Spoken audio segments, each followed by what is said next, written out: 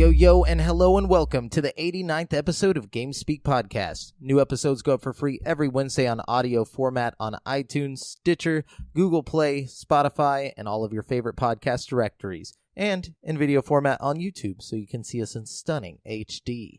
This show is two childhood BFFs bringing you all things video games. You can find us online at createforsanity.com, where you can listen to episodes, subscribe for behind-the-scenes news, read radical articles, and buy sick t-shirts from our shop. Also, be sure to join the community in the Facebook group at facebook.com/groups/GameSpeak to hang and talk games with other nerds like us.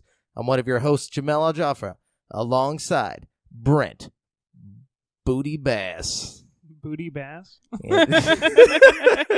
I had to make this even more awkward now. I think, believe it or not, I think you might have already done that one before. I've done Brent Bubble Bass, but never Booty Bass. Are you sure you never booty bassed me? Positive, dude. I saved it for this intimate setup it's very intimate. We're sitting sideways right now. Mike Jones would be proud of us. Yeah. So, or is it Mike Jones that sits sideways? Yeah, I would assume so. Is he the one? He's the guy. He's the guy? Yeah, he's known for that. Yeah. But yes.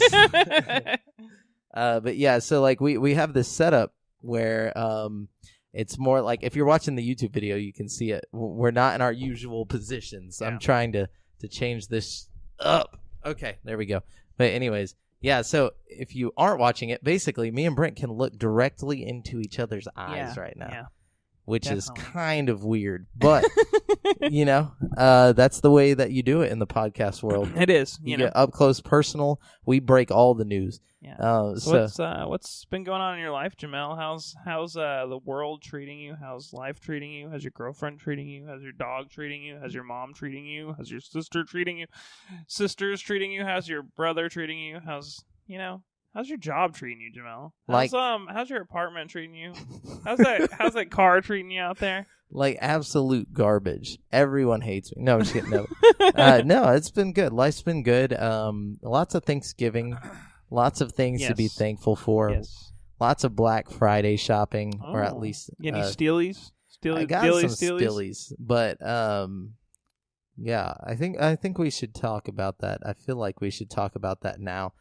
It doesn't matter that currently playing. I'll just talk more about what I'm playing, So, Black Friday. I decided to go down to Huntsville for Black Friday because it'll be easier. Some shit down there, yeah. It'll be more simple, you know what I'm saying? But I go to Walmart. No, first go to GameStop. GameStop's completely dead. Get what I want. I grab Far Cry. I get Resident Evil 7. Oh, I like that. What kind of dealies we talking? I spent about $40 for both games total. That's a stealie. Around some that. Stealies. Those are both relatively new, good games. Yeah, really good games. Far Cry's from this year. In February. I'd definitely say they're both like 9s, solid 9s. Yeah, pretty you know good. What I mean, I'll talk more about definitely them later, but so I wanted to get Diablo 3 for my Switch, which online people were boasting that they got it at Walmart for how much was it? It was $17. It's a $60 game, just came to Switch, $60. Wow, $17? Yes. That's a So steal. it was a lie. Went to Walmart, couldn't find it. They didn't have it. Turns out it was there's like a fuck up on the scanning. So if you went the day after, or if you went the day of Black Friday instead of Thursday night, you could still open game cases. They weren't opening the little glass cases on Thursday night. Yeah. You could only get to the items that were Black Friday items. So if you wanted to buy a video game that wasn't a Black Friday deal, you were just shit out of luck. Wow, that's fucked up. Yeah. So, but on Friday they allowed you to get somebody to grab you a game out of the glass cases that weren't technically Black Friday deals. But there was a scanning error on the Diablo 3, and Brittany's brother actually got it for $17 the day after. I was so fucking pissed. I was like, what the hell? Wow, that's fucked up. I'd be so mad. But while I was in Walmart, I almost had to fight a grown ass woman, mom person. Like, this is just You ridiculous. fought a woman? You punched a woman? I hit a woman. The Chris Brown. No, I'm just kidding. No, but no. So like, choked her out. We were standing in line, okay, to get in line. There was like a line to get into the line for the video games and stuff, and they were like letting like 2 people at a time. Oh shit! And so I'm like, oh, I don't have to stand in this line to get to that line. I'm in the wrong line, but to get ahead, I have to just kind of, push my way through. I'm talking, they had all the aisles like lined or sectioned off, so like this line is wrapping around the whole store. Sure. And I'm like standing in front of this lady, and she starts pushing her cart into my back, like purposely. Oh my god! Like she's just like slowly, just like trying to push me out of the way. I like grabbed her cart and like slammed it to the side, and she like backed up, and I was like, "What the fuck are you doing?" Yeah, like I was like, just be I was like, I'm about to have to get to a Black Friday fight because this woman wants her fucking crock pot. Dude, like, and I wanted to be like, look, I don't want to be in your line. I'm not trying to be in your line. I'm trying to get out of your line to get to the real line, the line that matters. The video game line. And so anyways, she freaked out and like stepped back, and then like we walked through, and like I was like, man, I can't believe that happened over nothing. Yeah, man, like, that's Black Friday for you. That's why I don't go to Black Friday or like the shenanigans, you know what I mean? Yeah, definitely. Those like are the 2 places where fights just get started for no reason at all. I could definitely see someone getting stabbed on Black Friday. Like, now I understand. Like, I've never done like the Walmart Black Friday thing before. Stuff, yeah. It is. It's creepy. Like, what is going on in your brain that thinks it's like, oh, I'm just gonna start pushing people with my cart on purpose? Yeah. Like, and that's just gonna be okay. Yeah, fucking Sally over here, like, God, it was just so annoying. Oh, but anyways, yeah, so that was my Black Friday, but at least I got some good games out of it. Yeah, man, it sounds like you came away with a pretty good haul at the end of the day. A decent haul. It could have been better. I could have had Diablo 3 for $17, but, you can't. At least you got a couple. That'll keep you, what you have will keep you more than entertained for the money you spent. You know definitely. what I mean? Like, that's pretty good right there. For sure. So, did you do any Black Friday? I didn't do any Black Friday. I did a little Thanksgiving thing. We went to my girlfriend's brother's, and we did Thanksgiving with her family. And we then that night we went out to Dallas, and we stayed with her cousin for a few days. So we stayed up in Dallas for a little while. And, like, the whole way down there, my girlfriend's telling me, like, oh, you're going to love my cousin's husband. He's, like, really cool and blah, blah, blah. He's just like you. Hold on. Let me guess. You did not love her cousin's husband. No. On the contrary. But, like, when somebody tells you that, like, oh, you're going to love this person, blah, blah, blah. Yeah. But you both play video games, so you guys are going to get along. You're like, okay. In just head, because we both play video games, you're me and every other person on the planet. Yeah, right? So, I'm a little skeptical, but we get up there, and sure enough, fucking, this guy is just like me. Like, it's so weird. But it starts out, he's like, hey, what's up? I was like, hey, what's up? It's like, it's me, Brent Booty Bass. And he's like, did they show you around the house? I'm like, no. He's like, come on, I'll show you around the house. And he's like walking around the house. And he's like, oh, that's my VR room over there. I was like, oh my God. I was like, hold up. Did you just say VR room, bro? He's like, yeah, dude. He's like, yeah, bro. And he like opens the door, and there's like a fucking Oculus just like hanging off the ceiling, and fucking like he's got cameras set up through the whole room and shit. I was like, oh, bro. I was like, oh, I'm so glad we're staying a few days. That's awesome. So we had a good time. Hung out with him, watched him experience the end of Red Dead Redemption, which was kind of fun to see somebody else go through that emotional journey. You know what I mean? So that sounds pretty dope. So it turned out he was exactly what she said. By like the third night, I was thinking to myself, I'm like, I'll be damned, You turned to him, you're like, you really are cool. He's like, what?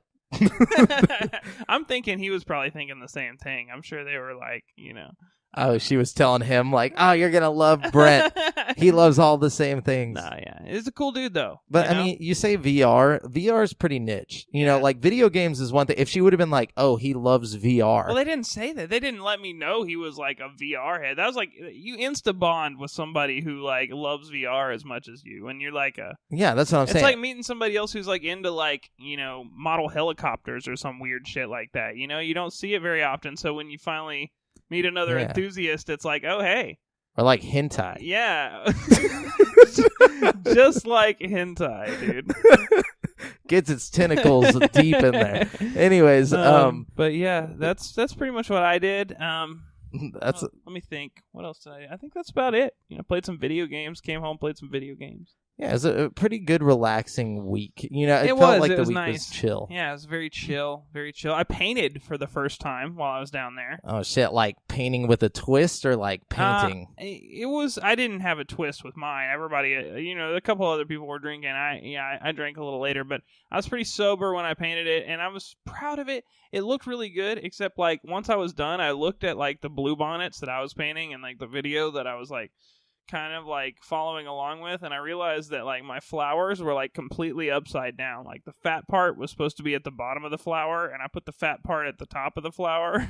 Oh wow! So I painted this like intricate painting, and like was this literally at the painting with the twist place? No. We just did it in at the house in the living room. Cool. Like we watched YouTube videos. It was fun. It was actually a lot of fun. I might start painting on my own time. Dude, you know what I mean? Like, you should paint something really dope that we can put on the back wall once we get this green screen. I don't know down. if I'm that good yet. Like, it doesnnt matter. You should just like literally like for your first painting, I'm gonna commission you paint or like to paint a like paint fucking Ash or something. Like I don't care if it looks like a fucking stick figure. That would be dope as hell to just throw up in a frame and like have it like look, or put it on a fucking whatever, an easel or what are they called? Yeah, dude, an easel. Yeah, the Vin easel. That's how I'll remember that. But yeah, that would be cool. Or like a Squirtle. At least a Squirtle. I'll do some type of Pokemon for my first painting. You've inspired me enough there. Do Squirtle with the glasses. Yeah, with a monocle? Yeah, cool Squirtle. Or what are they called? The Squirtle Squad? Do the whole Squirtle Squad. There's a Squirtle Squad? You don't remember the fucking asshole Squirtles from that? I can't remember if it was the episode. Where they're wearing the sunglasses and they're like fucking... Yeah.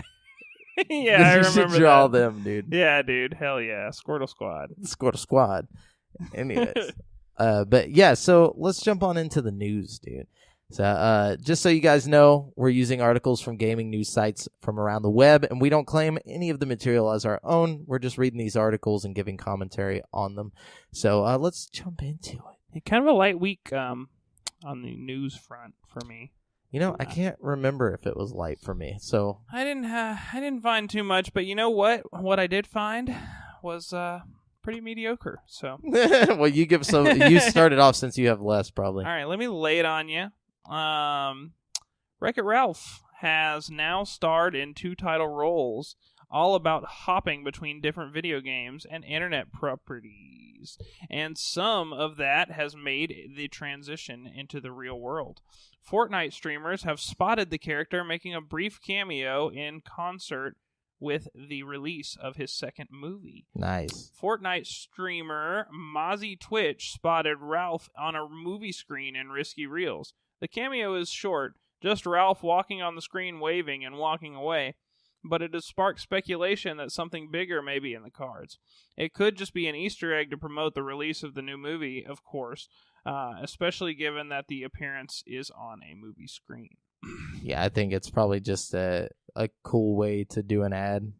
It is interesting, though, to think about because, first of all, surely Wreck-It Ralph, paid Fortnite or Epic or vice versa. Yeah, of course. You know what I mean? But it seems like kind of a small thing to just put like a little Easter egg in there. I bet there is something else coming. I bet there's some kind of tie-in like the Thanos from...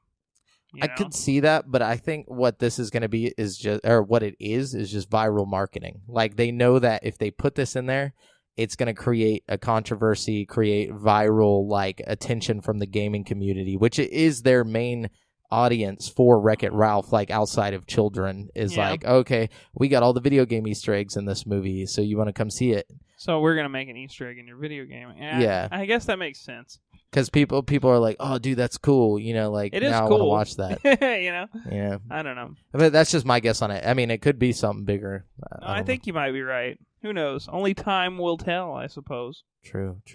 Nintendo has announced that Super Smash Bros. Ultimate is the best, quote, pre-selling Super Smash Bros. Game of all time. And it's also the best pre-selling Nintendo Switch game ever. I believe it. Me too. I mean, like, that's a given. It shouldn't be like, I mean, maybe best Smash Bros. Of all time, but best pre-selling Switch game makes so much sense to me. What do you mean? Like, it's I mean, like, it's obviously going to be the best-selling pre-selling Switch game, but you also have to think Pokemon puts up pretty stiff competition. You know what I mean? Like the Pokemon Let's Go Eevee, Pikachu were a pretty big deal, and they sold pretty well. So like to date, they're the best-selling games that are out, I think, on Switch. Oh, the Pokemon games are the best-selling games? I could be wrong about that, but I on Switch, I think that they so far are like. I could see it outselling Odyssey and stuff. I think so, anyways. I could be wrong about that, but I thought I saw a different article saying that. I don't know. I didn't get that one, but you could be right. I don't know. Don't quote me on that. Yeah, wait till we'll come back with it next week. Take that one with a grain of salt, but I definitely think they're not selling badly. That's for sure. Well, definitely, it's Pokemon. You could fucking just package Pokemon Yellow back into the Switch, like, and not even update it or do anything with it, and it would still sell. I mean, you look at like the DS version of Smash Bros versus the DS version of Pokemon. I guarantee you, Pokemon's selling better. Oh hell yeah, but that's a little different though. It is a little different, the main but console. At the same time, you got to think about that while you're looking at these this analysis. You can't just automatically say, "Oh, Smash Bros is going to win," even though it's pretty obvious that Smash Bros is going to win that. You know what I mean? It's like, okay, Pokemon's got a chance. I feel like, you know what I mean? Definitely. Anyways, what else you got? Let's see. It looks like the new Alien game announced in January might now have a name. 20th Century Fox has filed a trademark application for a new video game called Alien Blackout. Trademark applications do not always result in announcements of a new product. It is possible that 20th Century Fox is merely grabbing the trademark to protect the future opportunity to make a game called Alien Blackout. For what it's worth, Activision trademarked games like Call of Duty Secret Warfare and others that never came to be. Alien Battle Royale. No, I mean, I'm sure they're going to put out another decent Alien game. I mean, the last one was pretty good, in my opinion. I think if they just kind of take that same idea and just add to it instead of trying to reboot a whole new Alien franchise. I think they finally found what you can do with an Alien game. Yeah. Maybe, I don't know what else you could do with it.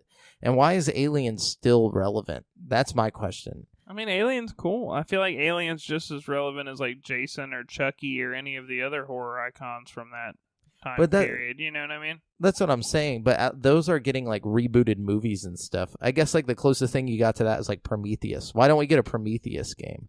Well, I mean, is there enough action going on in Prometheus to make? I didn't actually watch Prometheus, so I don't really know. But it's pretty good. It's basically Could you make a game out of it though? Are there aliens like the aliens in Prometheus? Not really. Is there some kind of enemy you could fight in Prometheus, or would it just be a puzzle game? No, they find the what are the people called that created everything?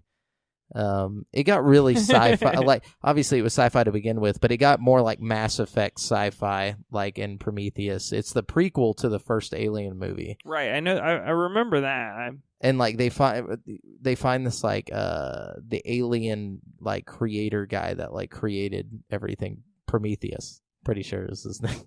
I could be wrong. I don't remember it. I watched it a long time ago. Creative. Yeah, no, I need to see that. Yeah, it's actually really good. I like the Alien series a lot. I've seen most of the Alien movies, so I feel like it seems necessary for me to watch.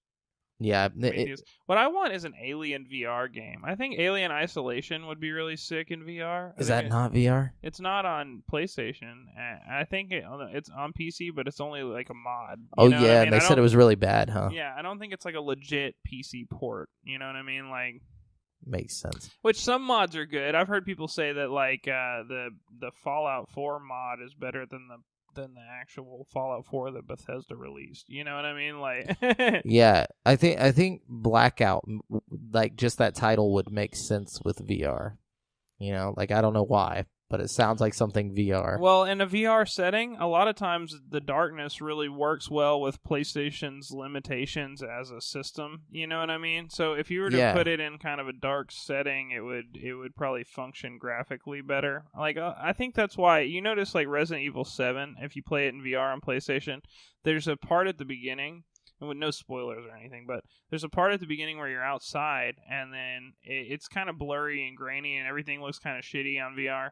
And then as soon as you go inside, as soon as you like get in the darkness and like get inside, everything looks crystal clear and smooth. You know what I mean? Yeah. And I think it's just because it doesn't have to work as hard. Render like, all that light, you know? I would say it was something more like it would be cool if like the lights were like going on and off, or like maybe you had to go and like turn on a bunch of power in random places, but you get that like creeping sensation behind you with that 3D.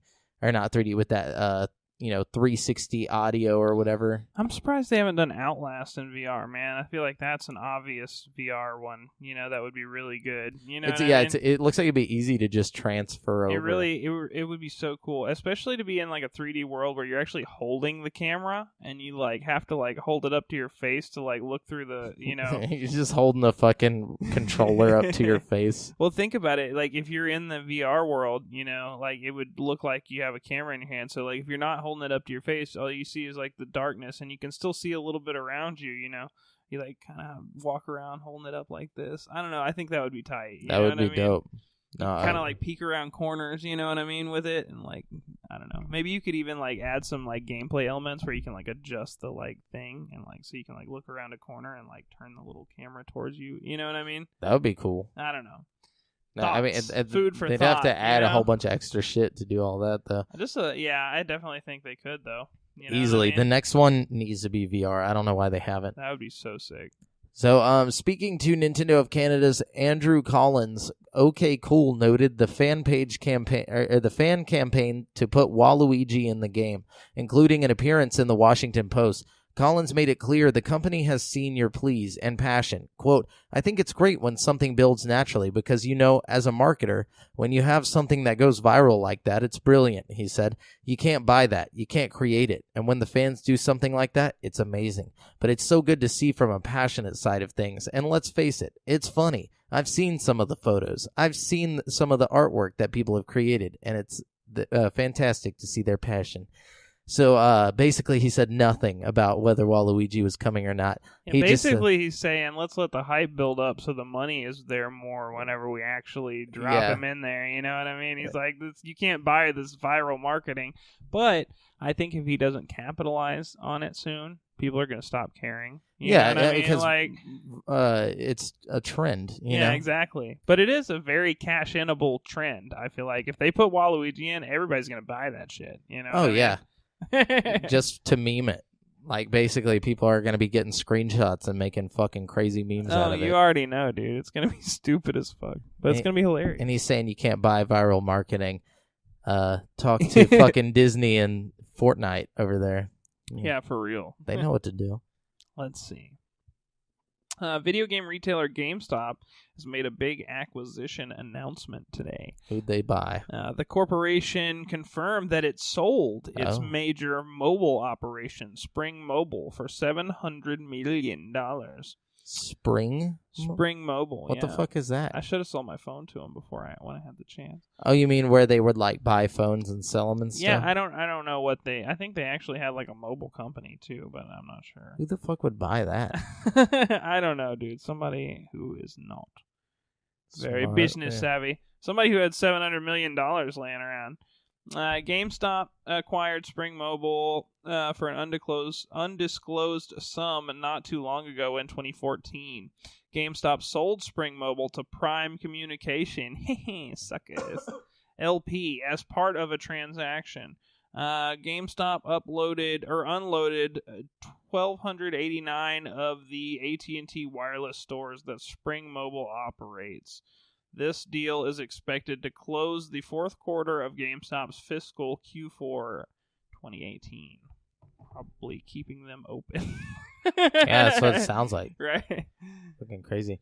So Take-Two teased a stealth spy game called Agent as far back as 2007, but after multiple delays and only the faintest hint of updates over the last decade, it appeared the project was dead.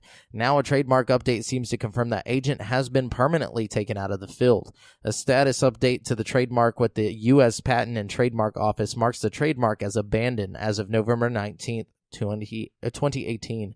The status field states plainly, abandoned because no statement of use or extension request timely filed after notice of allowance was issued. So after being alerted to the expiration, Take-Two chose to quietly let it go. However, it could also be that Take-Two is planning to rebrand with a different name or implement some of its stealth spy mechanics elsewhere. Based on the long period of silence we've had, it's likely the project is simply no longer in active production. Agent was originally announced as a PS3 exclusive, and the company was grooming it to be its next Grand Theft Auto. This was before Red Dead Redemption released in 2010 and became Take-Two's other top-tier open-world franchise. The company renewed the trademark in 2013 and again in 2014, and we even got a fresh look at it in 2015. Since then, though, it had gone quiet. Kind of sounds like Hitman. I don't know. Yeah, I don't know. It doesn't sound like they're going to do anything with it. You know what I mean? No, which is weird. I can't imagine a stealth spy game from Grand Theft Auto creators. You know, like... I mean, they announced it 11 years ago, you know, and then don't barely say shit about it. You know what I mean? Like... That stuff was cool back in the... I think once Red Dead dropped and they realized what they had, they were like, fuck it, we don't need that. You know, like... It probably was like a... You know, they said that they announced that before Red Dead, the original Red Dead, came out. I think they didn't... They might not have expected the original Red Dead to be so successful. That's what I'm saying. You know what I mean? Like, yeah. I think once they dropped Red Dead, they were just like, oh, this did so well, we don't even need this shit. Well, we don't need stealth spy, whatever. I think also, they said it was, you know... queued up to be the next Grand Theft Auto. Like that means it would probably be another sandbox game like they're popular for, like Bully and all those, you know what I mean? Which, you know, isn't necessarily a bad thing, but or Red Dead. It's too close to Grand Theft Auto. I feel like there's missions in Grand Theft Auto that put you in similar situations, like agent type situations, even though it's not necessarily that specifically. Well, you know what I mean? Like, I feel like it's just too similar. Whereas, like, Red Dead and Bully are, like, totally different concepts, like, completely polar opposites. Yeah. Like, you know. Well, I imagine it would have been what Metal Gear Solid 5 turned into. You know, like, that's what it would have been, was something like that. You think? Yeah. With more style. I think it would have been a more just Grand Theft Auto'd out version of Hitman. Like, I think it would have been the Machete run, open world kind of thing with, like, a few stealth elements thrown in. I don't know. But, you know, there's no real telling what it would have ended up being. You know, it might have ended up being fucking Watch Dogs or some shit. Oh, God. They might have just dropped it because they realized somebody was going to put out Watch Dogs. And like, oh, shit, that's just like what we were going to do. Yeah, you know except for not like, as good. I mean, it's not Take-Two. You know, Take-Two's amazing. Yeah, they might not have known that, though, because when Watch Dogs first got announced, everybody thought it was going to be like the Grand Theft Auto killer and shit. You know what I mean? Like those words, those Grand Theft Auto killer, that's just not a thing. Like, that's not going to happen. I don't think anybody will ever kill Grand Theft Auto. Yeah, no, probably not. Even if somebody makes something better than Grand Theft Auto, I think it will still have a fan base. You know what I mean? Yeah, it'll still be Grand Theft Auto. But, anyways, what else you got? Let's see. If you have been playing the zombies on Black Ops 4 and you're wondering where Speed Cola is, wonder no more, because it is on the way, Red Dead. Really? Yeah, they're going to add it in so you can reload quick, on the go, on the fly. Sweet. So, Sony's response to Nintendo's NES and SNES Classic devices, the PlayStation Classic, launches very soon. It's out on December 3rd, priced at $100. And now Sony has announced even more details about the mini retro console. A detailed FAQ on the PlayStation blog covers a number of new details, starting with the size, which is 5.8 by 1.3 by 4.1 inches. For those doing the math, that's 45% smaller than the original system. It's even smaller than a PS4 game case. The mini system weighs 6 ounces, while the controllers are 4.9 ounces. The included HDMI cable, blah, blah, blah. So the FAQ page also confirms that only PlayStation Classic controllers work with the system, so you won't be able to plug in a DualShock 4 controller or anything else. So some other takeaway things where each title supports up to 15 virtual memory card slots. Pressing the reset button returns you to the main user interface, and this creates a restore point. Games that originally shipped on 2 discs, including Final Fantasy VII, will prompt you to press open at the end of the first virtual disc to move to the second virtual disc. System Link functional is not supported, but some games do have split screen. You can power the PlayStation Classic with any USB power source, and you can't connect to PlayStation Classic or to PSN. Let me see. Classic plays... Oh, it does play the iconic PlayStation startup sound when you boot it up, so that's cool. And it supports 480p and 720p, and your TV may further upscale. So, I've seen a lot of bad reviews for this, but I really want it. I can tell by your shirt. It's right up my alley. Oh yeah, hell yeah! I'm rocking the PlayStation 1 shirt today. I forgot. Yeah, that was my shit, man. When I was a kid, I had the PlayStation 1, I had the N64, but PlayStation 1 was like my first love, man. I had that Harry Potter game where you fly around on the broom. I have the Skate with an 8, bro. You know what I mean? There's some other good shit on there. I had Rocket Power. Yeah, Rocket Power rollerblading. I had this fucking Rugrats game that was really stupid but really fun. I had that was Rugrats Go to Paris, right? No, it was Rugrats Direct a Movie or some bullshit like that. Oh yeah, I remember that shit. And then I had Spyro, of course. I had Final Fantasy VII. I had I had a lot of really good games. I had Monster Rancher. Dude, Monster Rancher was dope. Dude, that just all that right there. Why none of that is on the PS Classic? Final Fantasy VII is. That's it. Out of all those awesome games, obviously... I might have had some other games that are on the PlayStation Classic. You know what I mean? I don't know. Let me see. I think I had Twisted Metal. No, maybe not. No, I don't think I did. You didn't have Twisted Metal. I didn't have Twisted Metal, no. No, because I remember playing that, but not at your house. It was well, once I got my N64, I kind of just stopped playing my PlayStation 1 altogether. Isn't that crazy? That's how young we were. We didn't know. We were just like, oh, N64 is better. I'm not. Well, in my opinion, it had a little better of a roster on the games. You know what I mean? They both had some really solid games. Oh, fucking Spider-Man. I had Spider-Man on both consoles, actually, I think. Definitely. I had it on Play. It was a little bit different on both of them, but, man. And also, there were a lot of games on there that we were too young to appreciate. Totally. Oh yeah, totally. Like Parasite, like scary game, like Resident Evil and shit like that. I would never have played or appreciated as a kid. You know what I mean? It's too terrifying. Yeah. Oh yeah. Absolutely. What else was it? Siphon Filter was pretty good. Siphon Filter. Yeah, that was a good one. Let's see. Shit. A lot of good ones. Lots of good stuff. Anyways, what do you got on there? Let's see. 2 major updates are coming to Fallout 76 in December, Bethesda has announced. The first of which is landing on December 4th. This update will increase the current stash limit, thank God, and also fix bugs, improve performance and stability, and make some balance changes. The stash limit is rising from 4 to 600. That isn't a whole lot, and that is by design. Bethesda says it plans to increase it further after it can determine if the change won't have a negative impact on the game's overall stability, which makes a lot of sense if you think about it. If they're like, let everybody just have infinite storage in the world, it would like break the game.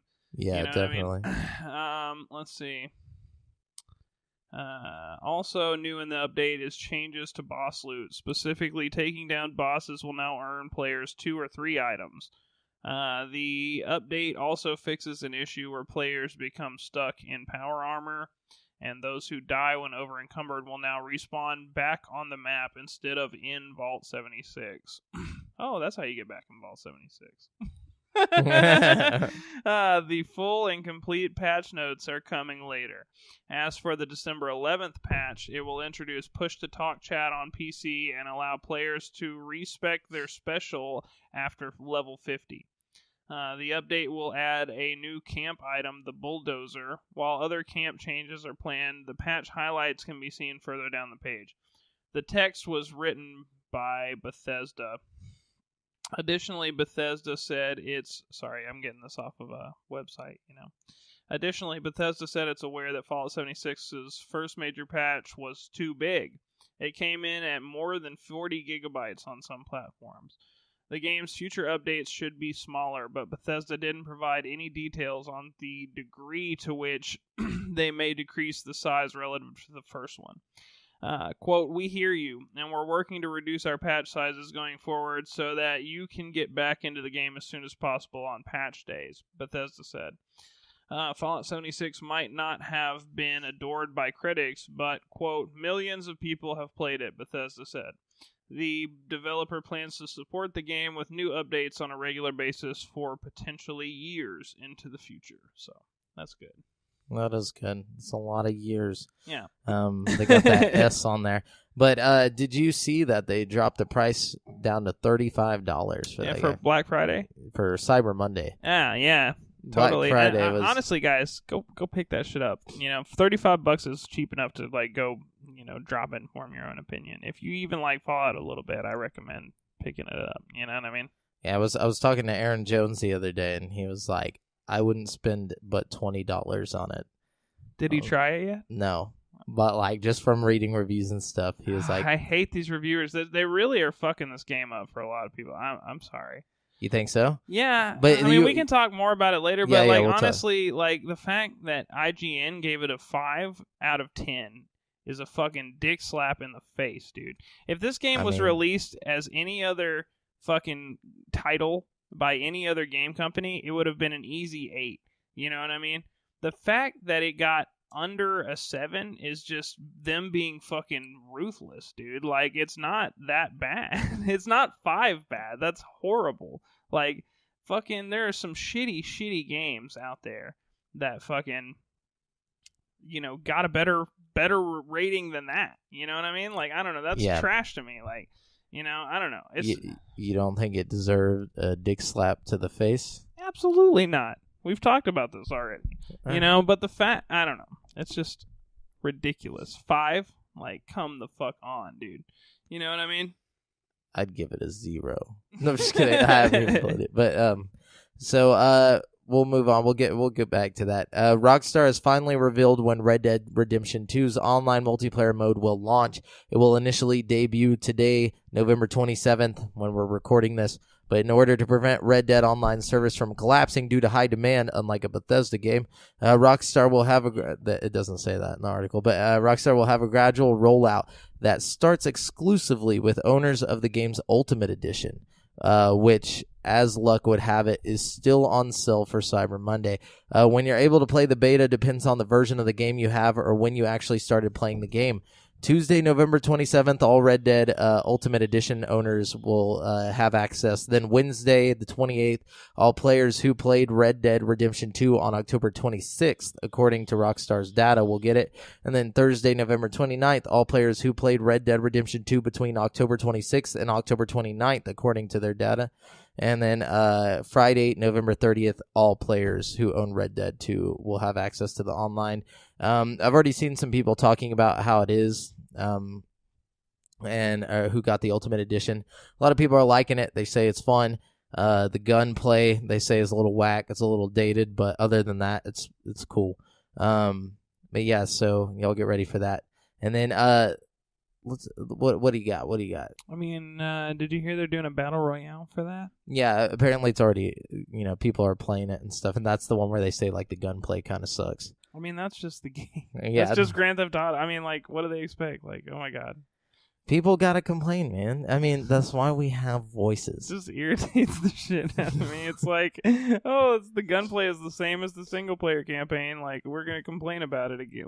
Come on, guys. What did you expect? We should start a team of complainers like that, just like we have, or I feel like there already is one. I was about to say, I want the team of anti-complainers. I want a team of people that goes around complaining about complainers.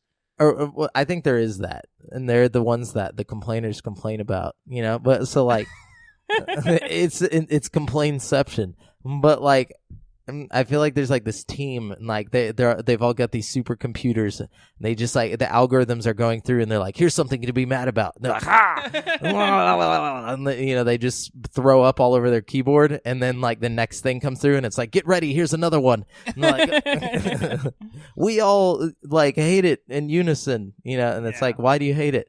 Because hate. Games. No. I don't know, man. My thing is like the gunplay is going to be bad. You know what I mean? Like, just expect it. Like, yeah, I guess that's more like that's every Grand Theft Auto since fucking 3. Since 1, dude. The gunplay has been terrible. You know what I mean? It's kind of like the nah shit Sherlock kind of situation. Right? It's like, thank you for telling me something that we've known since Grand Theft Auto 3. It's like, oh shit, you're online, so you can't use Deadeye anymore. So all of a sudden, the game's shooting mechanics are bad because you can't slow down time and shoot people off their fucking horse. Like, you know what I mean? Yeah, definitely. That's like saying Grand Theft Auto 5's driving mechanics are bad because you can't slow down time as Franklin. You know what I mean? Like, and swerve through cars in slow-mo. You know what I mean? True. I don't know. That's just how I feel about it. You can't giveth and then taketh away. You must start with the taketh away and then you giveth back. Yeah, I guess. Or I feel you that. just never give. That all sounds right. Yeah. If you never give, then they never have anything to be mad about. So we should have stuck with Grand Theft Auto 3 and never went further. That's the Final Fantasy VII way of thinking about this. The remake that they're doing. If we never make it, nobody can ever be mad about it. Yeah, no one will be fucking pissed. You got any more? No, that's all okay. So one thing I want to talk about, not video games. The Lion King live action trailer was launched. I don't know if you saw this. I didn't see it, but I've heard many people talking about it. So it's literally the audio from the original movie. No, are you fucking kidding me? Yeah, the entire. It's like. Or like at least for including like the songs and stuff. Yeah, it's like it's the same script, I think. But it's going to be played by different characters. Might be a little bit different, but the fact that it says live action and the whole movie's just CG makes no fucking sense to me. Yeah, what the fuck? I thought it was going to be like an actual like Airbud. They just have real lions standing there. They put peanut butter in their mouth. It's just like, but they got what's his name? Tom? What's his first name? Something Earl Jones. Oh, James Earl Jones. No, I think that's right. Yeah, that is. Yeah, the original Mufasa. Like they took his audio and like put it in there for Mufasa. So like that, any scene with Mufasa is going to be legit the scene from the old movie. What? Are you fucking kidding me? So it's going to be like a real actor from nowadays, like having a conversation with like the old scene from. Yeah, but it's all CG. It's like I thought live action they were going to like try and make them humans. Like it was going to be like, oh, we're going to tell like this hardcore fucking story. It's like Romeo and Juliet 2000. What was that? You remember when they did Romeo and Juliet, but it was all with modern? Leonardo DiCaprio and whatnot. Yeah, like that's what I thought it was going to be, like this hardcore fucking like drug running family in like Africa or like the plains of Africa and like or it's like a tribe or something, and then his dad gets murdered by his brother. And then, but it's got Seth Rogen as Pumbaa. It was Will Smith. No, Will Smith is Genie. Never mind, that's a different movie. Wait, is Seth Rogen actually Pumbaa? He's actually Pumbaa. Oh my god, are you fucking kidding me? He just like comes out smoking weed, and he's just like, "Oh man, it's me, Seth Rogen." Actually, that might kind of work. I could see it. I can see it. The more I think about it, the more I'm like, okay. I feel like James Franco should just be Timon. Yeah. And then, but I thought hurricane season was over. I forgot who else is going to be in it. There's going to be a bunch of people. But anyways, oh wait, I think, yeah. Anyways. Who's Rafiki, dude? Oh, dude, I have no idea. I think what's his name is in it though. The guy who did the This Is America. Donald Glover? Yeah, I think he's Simba. Nuh-uh, for real? I'm pretty sure. I could be making that shit up though, but I'm pretty sure. Okay. Anyways, let's see what else we got. So the Witcher developer CD Projekt Red's upcoming ambitious RPG Cyberpunk 2077 aims to be as, quote, refined, end quote, as Red Dead Redemption 2. CD Projekt Red CEO Adam Kaczynski said during a recent investor presentation that Red Dead Redemption 2 has taught CD Projekt Red that the Polish studio must release extraordinary games so it can earn itself a nice fat slice of cake. Kaczynski, that's a weird term, but Kaczynski's comments came in response to an investor question about what lessons CD Projekt Red learned from Red Dead and if the studio believes Cyberpunk 2077 can score as high critically as Rockstar's open world Western did. Without a doubt. Quality is of paramount importance, Kaczynski said. We strive to publish games which are as refined as Red Dead Redemption 2 and recent Rockstar releases in general. That game is excellent, by the way. We are rooting for it. Rave reviews, excellent sales. What does that teach us? Well, it teaches us that we need to publish extraordinary games, and that's exactly what we are planning, Kaczynski added. That he has observed the general trend in games today where people play more of the hit releases and pass on other titles that don't capture their attention. Time is a finite commodity, and as such, CD Projekt Red is focusing on making Cyberpunk 2077 the best. The gamers, it seems, tend to focus more and more on hit releases. There's only so much time one can devote to video games, and while their gaming community is growing, time cannot be stretched, he said. There is, well, maybe not a surf fight, but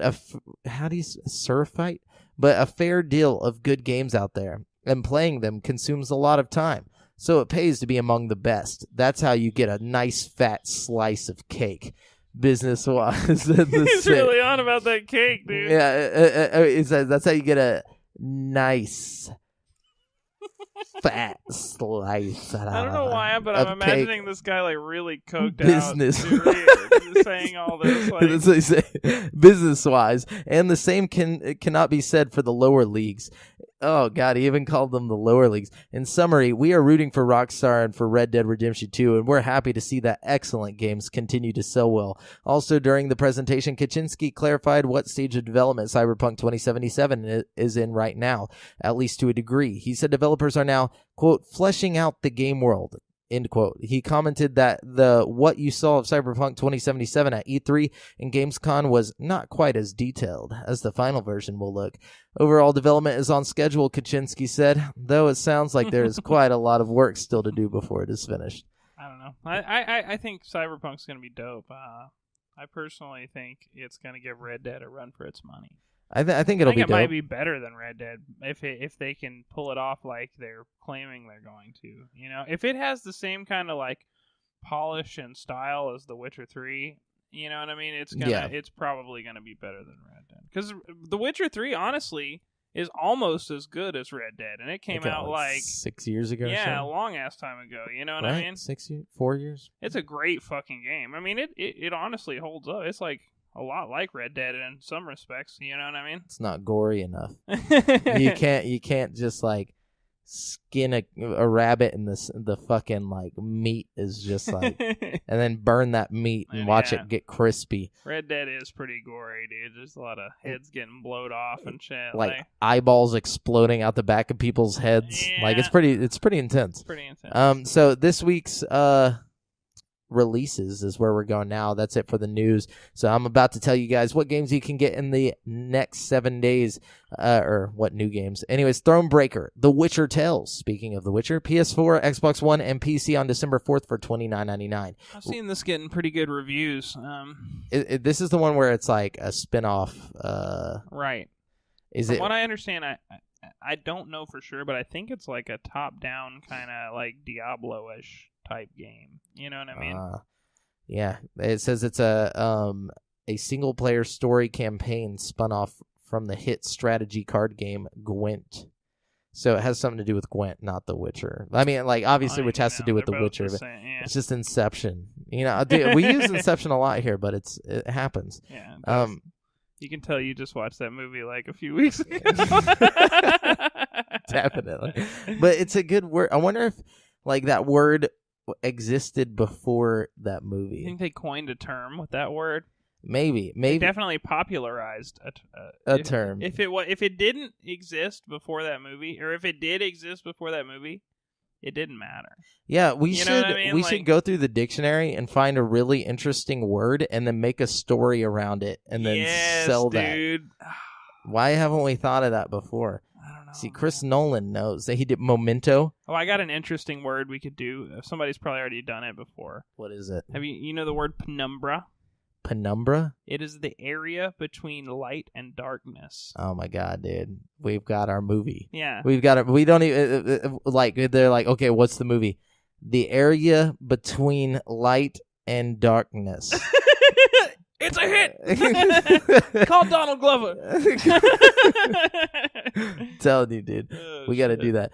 Anyway, so The Gardens Between is coming to Xbox One on November 29th for $19.99. The Gardens Between is a surreal puzzle adventure that follows best friends Arena and Frent as they fall into a mysterious world of beautiful garden islands. The player can traverse back and forwards in time to discover each garden's secrets, and along the way, reveal a story about friendship, childhood, and growing up.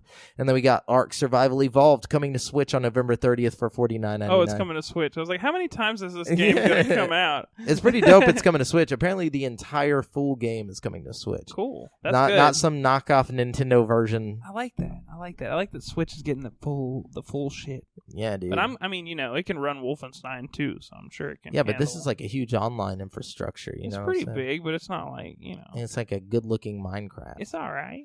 It's okay, And we got Skyforce Reloaded coming to Switch, Xbox One, PS4, PC, and mobile on November 28th for $9.99.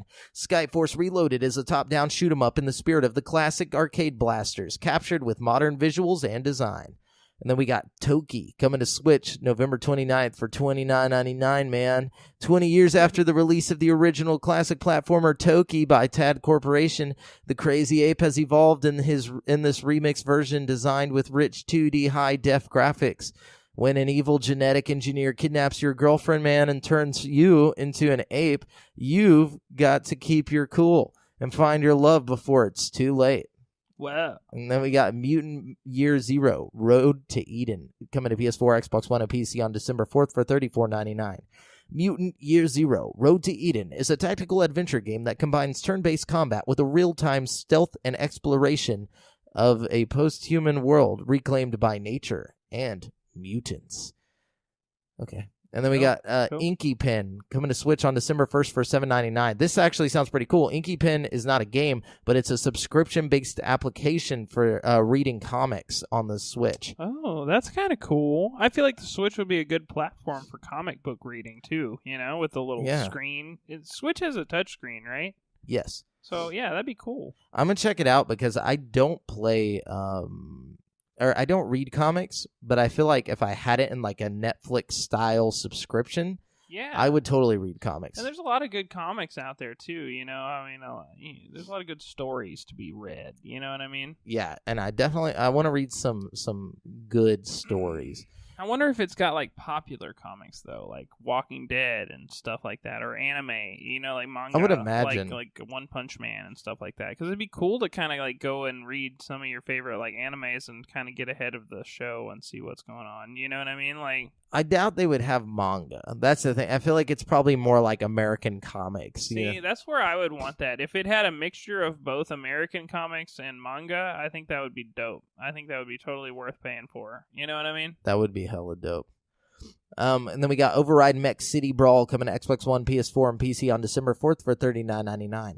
Pilot a diverse roster of epic mechs, each with their own style of play, special moves, and finishers. Tower over your opponents and lay waste to entire cities underfoot in local and online versus co-op and more. Man, mechs used to be so dope to me. Dude, yeah. I kind of want to play a good mech game again. Or like maybe some Robotech. I think that would be fun. I feel like they need to put a sweet mech game out for PSVR. You know what I mean? I mean, they have some mech games, but they need like a really tight mech game. Yeah. You know what I mean? I feel like the last big mech game that anybody ever got was Titanfall, and I wouldn't even consider that a mech game. I like Titanfall a lot. I like the fact that you could get in and out of the mech because it makes you get this like sense of like how big the mech actually is in Titanfall. Like, you know what I mean? And there's like little areas that you can get to out of the mech to like escape. So like you find yourselves like sitting outside of buildings, like shooting in through little holes in the windows and stuff. I don't know. It's pretty cool. I think it's a cool idea. I wish it would have been executed a little bit better. I feel like it felt too much like Call of Duty and not like its own game. I really like Titanfall. I'm surprised that the first Titanfall didn't do better than it did, just because I had so much fun with it. I loved it too. I played. That was like the first game one of the first games I got on my Xbox One. Yeah. But it just like it got old really fast. Like I feel to me, I played it like long after it lost popularity. You know what I mean? And honestly, I didn't really play Titanfall 2 that much, but the little bit I played like the beta, and there was just something missing that I feel like from the first game. Everybody that I've looked at seems to like the second one more. But I really liked the first one more than I liked the second one. Really? Yeah, and I don't know why.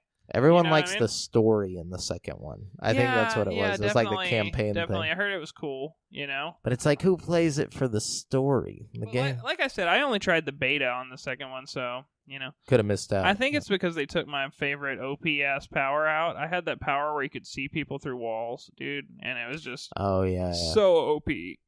Definitely. And I just wrecked everybody, dude. I like the parkour in it. I like that there's parkour. Yeah, like running on the walls. That was tight. Yeah. Had a little bit of Far Cry mixed in there is what it felt like. Totally. So then we got Asterix and Obelix XXL 2 HD coming to Switch, Xbox One, PS4, PC, Mac on November 29th for $49.99. Asterix and Obelix XXL 2 Mission Las Vegas takes you on an action-packed tour of the astonishing Las Vegas theme park. In this original scenario, Getafix, the famous druid, is behaving very strangely, and all the other renowned druids of the Roman Empire have disappeared. Las Vegas, the city of games, is the brainchild of the visionary Julius Caesar.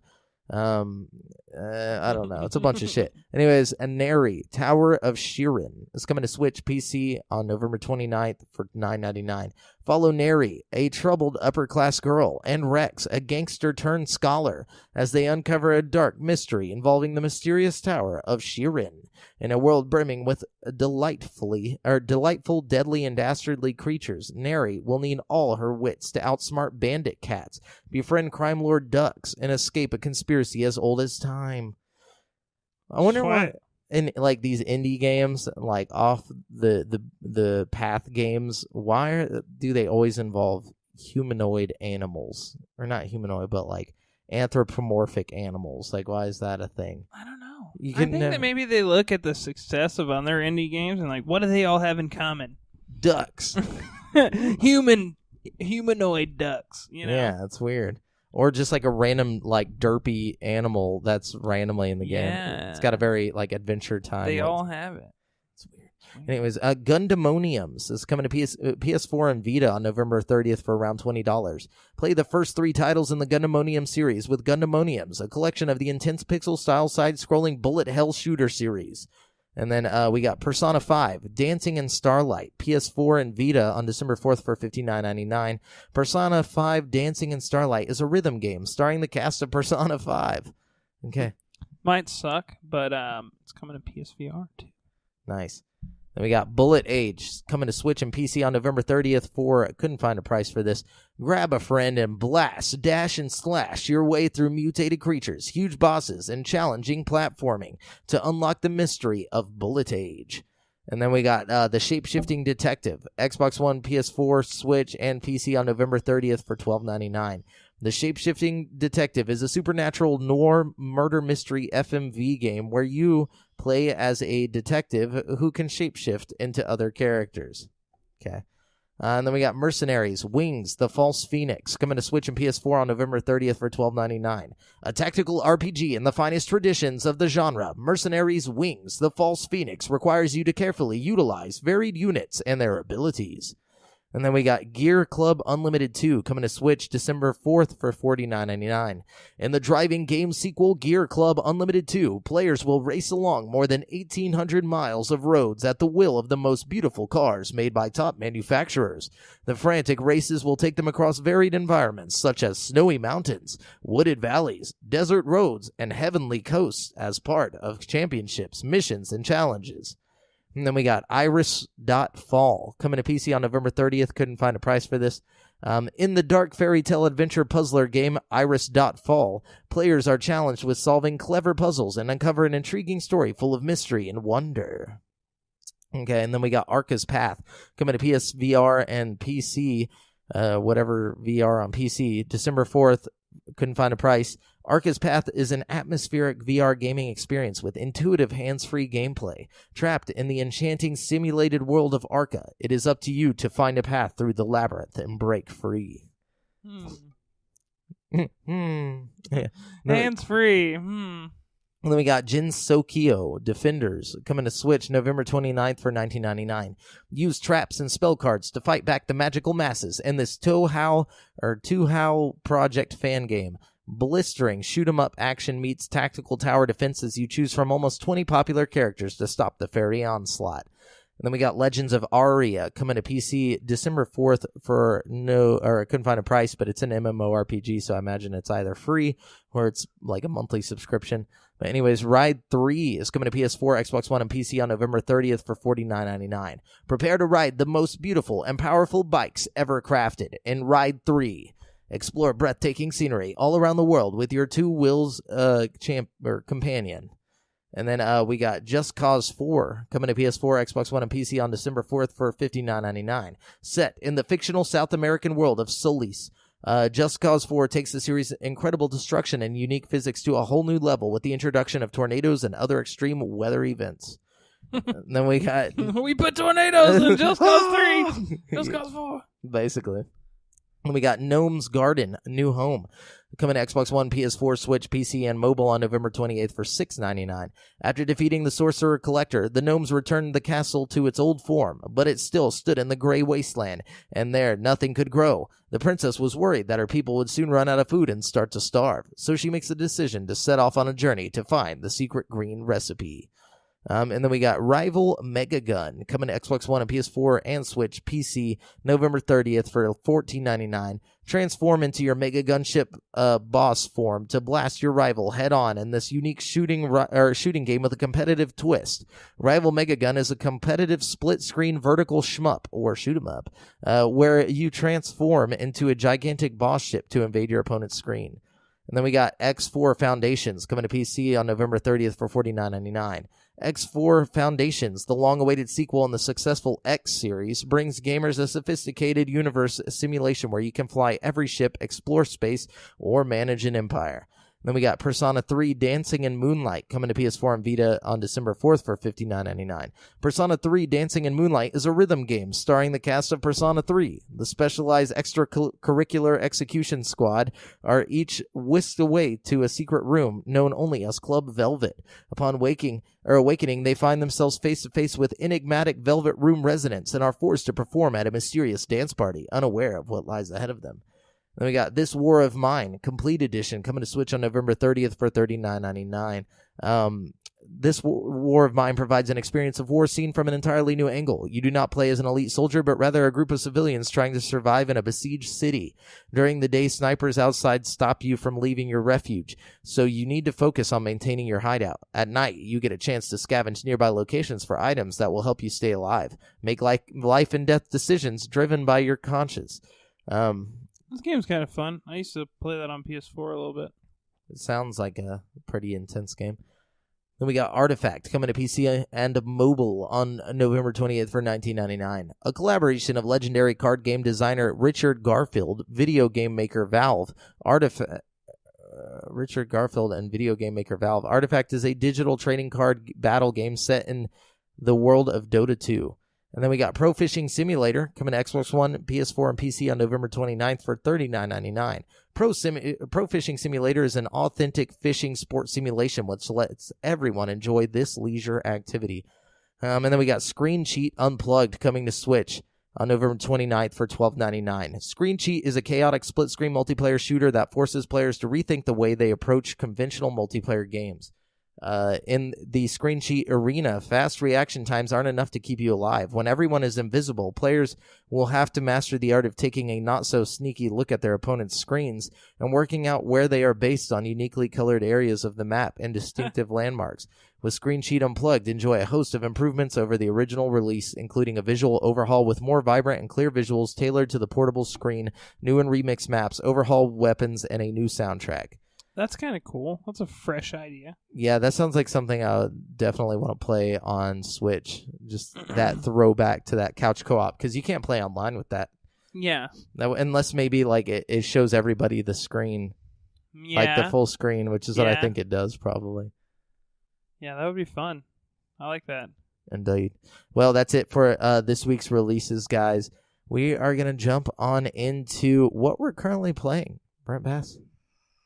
Oh, man, I'm just playing it up, man. I've been playing some shit, dude, you know? All of it. I've been playing Fallout 76. I'm like level 28 now. I got a full set of power armor, you know?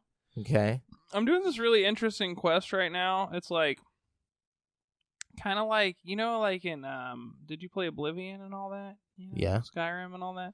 You know, I played it. You know the Dark Brotherhood Yes, quest? Yes. It's like basically like the Fallout version of that is what I'm doing right now. I'm like, there's like these mysterious superhero women that like disappeared a long time ago. So I'm like hacking into their computer system and trying to do all these like quests for it. So it'll like move me up the ranks so I can get into this mysterious office that I've been trying to get into. So right now I'm like, I don't know. I'm not like top rank or anything, but I'm like mid rank, you know. And I just got this armor that like improves my carry weight by like 100, which is really nice, you know. And yeah. So I've just been doing that, playing a lot of that with some homies. And let's see, I got a lot of VR time in this weekend because, you know, the VR room. Yeah. And I got to play a couple of good ones. I tried out Beat Saber because that just came out on PlayStation. I was like, you know, I might as well give it a whirl. First of all, I gotta say, this is the second time I've gotten a chance to try the Oculus.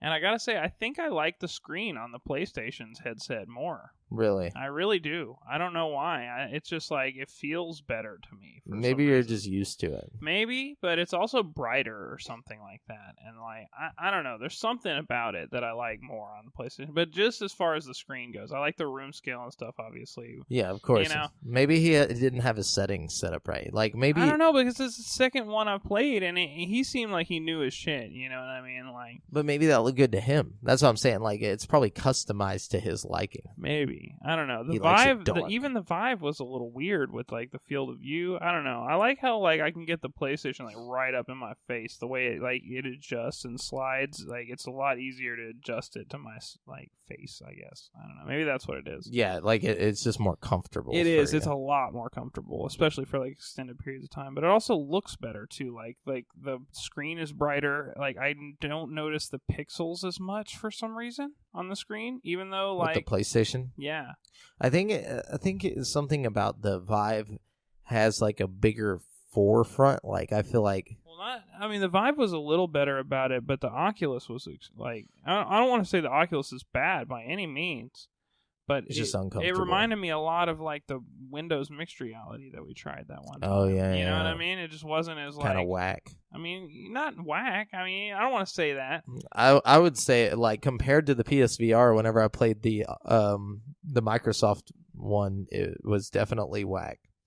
The mixed reality felt whack. Yeah. I mean, this was better than that, but it still gave me that, like, sense where it's like, man, I don't know, my headset at home, it feels better for some reason. But then again, you know... The room scale takes all that away once you start getting into the games. You know what I mean? Like, the fact that you can walk around just changes everything. You know what I mean? Yeah, for sure. So that's pretty cool. And the tracking is really good, but still not quite as good as Vive. You know what I mean? But, you know, that being said, I got a chance to play Beat Saber, which is really cool. I'll probably end up picking that up on PlayStation.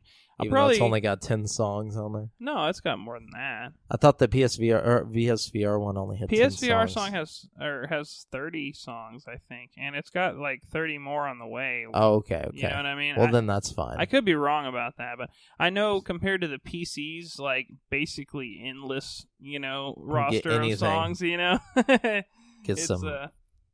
I don't know. They basically have anything you can think of. They have like thousands of songs that have been modded into Beat Saber, which is kind of tight on PC. You know what I mean? I've seen them do like Eminem songs and stuff like that. You know, that's pretty dope. I had a lot of fun with it. It was cool playing it, and I'm like, I'll probably get it when it goes on sale on PlayStation. You know what I mean?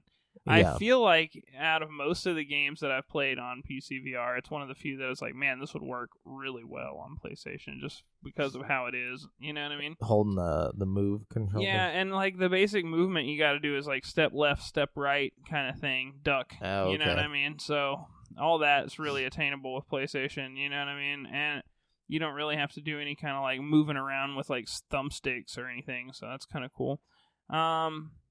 And then I got to play Pavlov, which is a really interesting game. Pavlov. Have you ever heard of Pavlov? No.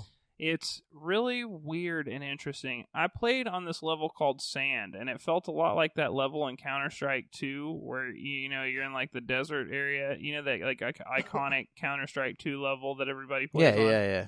Well, it felt like that, and, like, it's really weird because, like, the tracking's really good, 360 degrees, so, like, you can turn around and you walk, and, like, I don't know, all the guns, you have to, like, pick them up, and you have to, like, operate it like a real gun. You know, you have to like pull the slide back and take the feed of the chain of bullets out of the clip and like load it onto the thing, close the slide and like reload, you know what I mean? Yeah. Which is really interesting and cool until you get into a fight.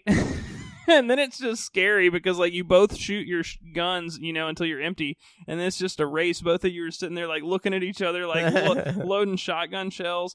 And there's, like, a knife on your belt, and, like, you have to, like, the Oculus controller is really interesting. That's the best part, in my opinion, about the Oculus, is the controller is fantastic. It's got the little, like, finger... Yeah, it's got the little grip on the bottom. So, like, in order to hold the gun, you have to, like, be holding this grip button on the bottom of the controller. So, like, you reach down, you, like, pick up guns, and, like, you shoot until you're empty, and then you can, like, physically, like, reload the clip, or you can, like, throw the gun at them, or you can, like, reach and, like, drop the gun and, like, reach and grab your gun off your hip, you know what I mean? Or, That's like, pretty dope. It's pretty sweet, and, like, the grenades are cool. You, like, pull the pin off the grenade and throw it, you know what I mean? Damn. It was really neat, and, I don't know. I had a lot of fun with it. I think I played a lot of other little experiences and stuff he showed me, but that was one of the highlights of my VR, you know, gaming this week, I think. That sounds like one I would love to play. It was a lot of fun. It was a little, like I said, it was a little frantic at times, but it was cool. Like, the guns operated so realistically. Like, you could load a fucking clip into your pistol, and then you could just sit there and eject bullets from the fucking gun like this until the clip was empty if you wanted to. You know what I mean? Like, imagine all the animation that went into that. Oh, dude. A lot, you know. Yeah, there's a lot insane. to it. It's pretty sweet. Definitely to get it like ejecting from all these different angles and stuff like that. Like, it's weird. It really is. Yeah. So I didn't want to jump straight into Resident Evil 7. For some reason, honestly, I didn't know what I wanted to play, so I was like, whatever. I just got Far Cry 5. I'll throw that in till I can really get in the mood for a story, because I've been... Sure. Yeah, and I just beat Faith, or like killed Faith, and so Is she the first one you went after? Yeah. I don't know why. I just happened to be in that area. You can go after any of them, right? Yeah, it doesn't matter. Yeah. You can kill them in any order you want to. So I just killed her, and I'm having a lot of fun just doing like all the little side shit and not really following the story missions. Yeah, that's the best way to play it, honestly, because you'll get to it eventually anyways. Yeah, that's what happened with Faith. Like, I didn't even mean to get into the story. Like, I just most of raised the my game resistance. is you having to do the side shit in order to get enough resistance points for the boss to show themselves anyway. Yeah. So, like, I mean, that's like the core mechanic of the game, is just basically going around and doing bullshit until, like, the boss takes notice of you. You know what I mean? Like, which I think is a good idea. I think that's a really cool, like, mechanic for a game's story. Totally. Yeah, and then I played some Red Dead. Finally got to play some of that. Really wasn't too focused on the story. We got through I played through the whole intro part so we could get to the open world, you know, whenever you get off the mountain or whatever, and at that point we just became serial killers and took turns trying to kill as many things as possible before we got killed. This was on Thanksgiving night. My brother and my brother-in-law. My brother-in-law got it, and so I was like, here, I'll just get you through the little story thing so we can just fuck everything up. We'd just like walk into a town, there'd just be like this happy little dog barking, and they'd just like stab it to death in front of everybody. And everyone's like, what the fuck? Yeah, people get pissed if you kill dogs in front of them, dude. Oh, yeah, dude. Like, and then we figured out, you know, how to lasso people, and then things just got bad from that point. So once you figure out how to lasso people, it's over, dude. Throw fucking just dragging them around, bait on them. Yeah. Oh, God. Yeah, it was really bad. But it was really just a test to see how graphic the game was and see how gory it could get and stuff like that. It can get pretty gory. It's pretty gory, yeah. Yeah. I was like, did you get mauled by a bear? Not yet. I've seen a clip of it though. It gets pretty graphic whenever they can get you in there. And Get the you jaws. in there, chompers, yeah. Oh yeah, dude. I was like, this is pretty dope. This is like the cougars don't fuck around either. They have dude. some pretty graphic animations. Oh, and the little alligators. Alligators will get you with the death roll thing. They'll rip your limbs off. I think it's fun, like what you can do. It's a good sandbox. It definitely is. It is. I wish the graphic like part of it was in Grand Theft Auto. I don't understand why it's not so bloody in Grand Theft Auto. Yeah, it's maybe like because bloody, it's but more not graphic. relatable, like to real life in Grand Theft Auto, like to modern society. It would be a little more disturbing if you blew somebody's eyeballs out. Definitely. And I mean, I'm not saying that I'm down for blowing people's eyeballs out, but when it comes to a video game, it's fictitious. I want to go as far as I possibly can. Yeah, absolutely. It's so fun. It's like just... And that might also have come from some kind of like technical limitation with Grand Theft Auto 5. I feel like they pretty much maxed out the specs of like the 360 or whatever they were going to release it on at the time. You know what I mean? I don't think they could have added one single more fucking thing to Grand Theft Auto 5. It would have been a 3-disc, you know what I mean? Like, oh yeah. And then there was something else that I can't remember, but that's basically what I played.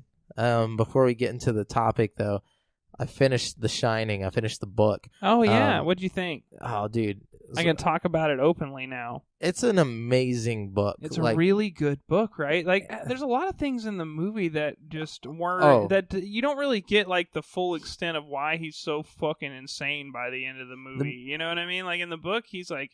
You see his, like, progressively, like when he's eating the aspirin and shit, like, it's so the weird. Excedrin. Yeah. And that's the thing is, like...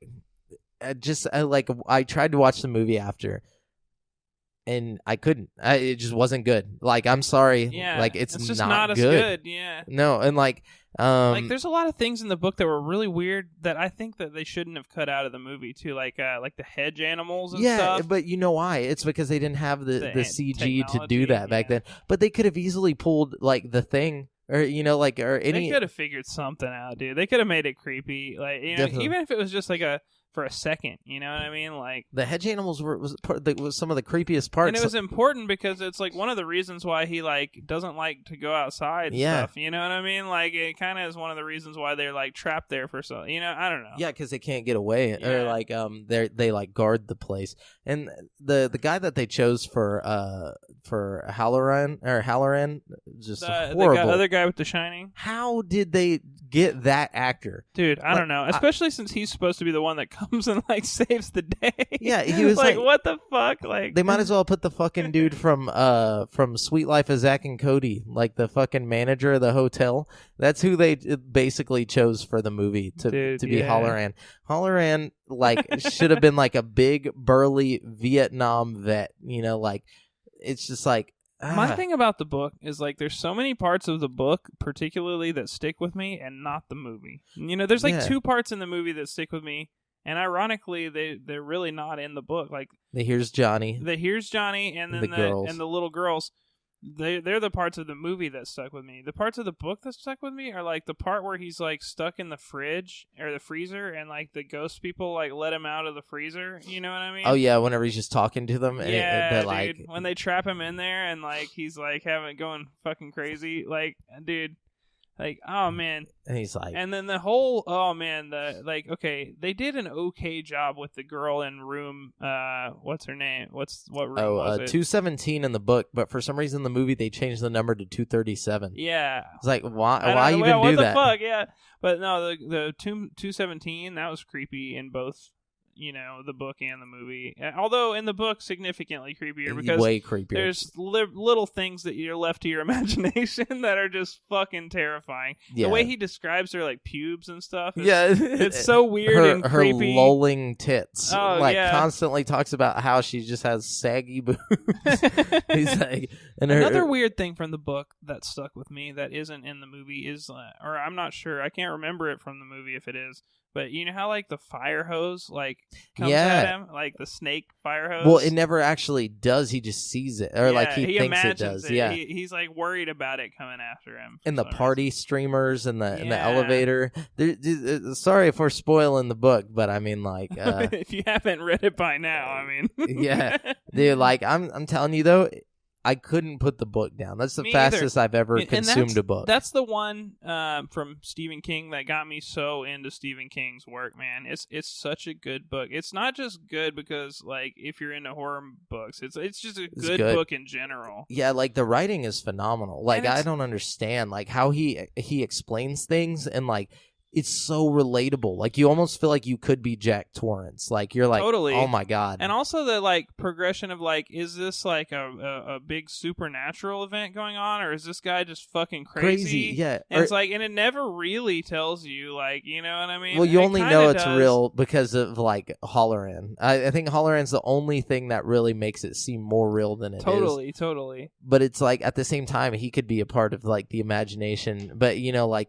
It makes you wonder if everything is like just a metaphor for something that happened in his past. Like, did he already beat his son to death or something? Dude, or like, you know, like all these things. I was thinking that the whole time. I was like, how's this going to fucking end? Even though I knew how the movie ended, I still was like, maybe this is... And when it all comes to a head in the book, they do a really good job. Like, the last, like, fucking 50 pages of that book are just so goddamn intense. Like, oh, yeah. And you actually like Danny. Like, Danny sucked in the movie. Dude, like, yeah. And I'm he's sorry. like he's a smart little kid in the fucking, like, book. Yeah. Like, he's way more intelligent than he is in the smart. movie. You know what I mean? Like, and like, it's like he's basically like a boy genius in the book. And that was a huge part of it, was the fact that he knew stuff way before like he was supposed to. Like he was way beyond his years. And in the movie he's just like and like Shelley Duvall was so stupid in that movie too.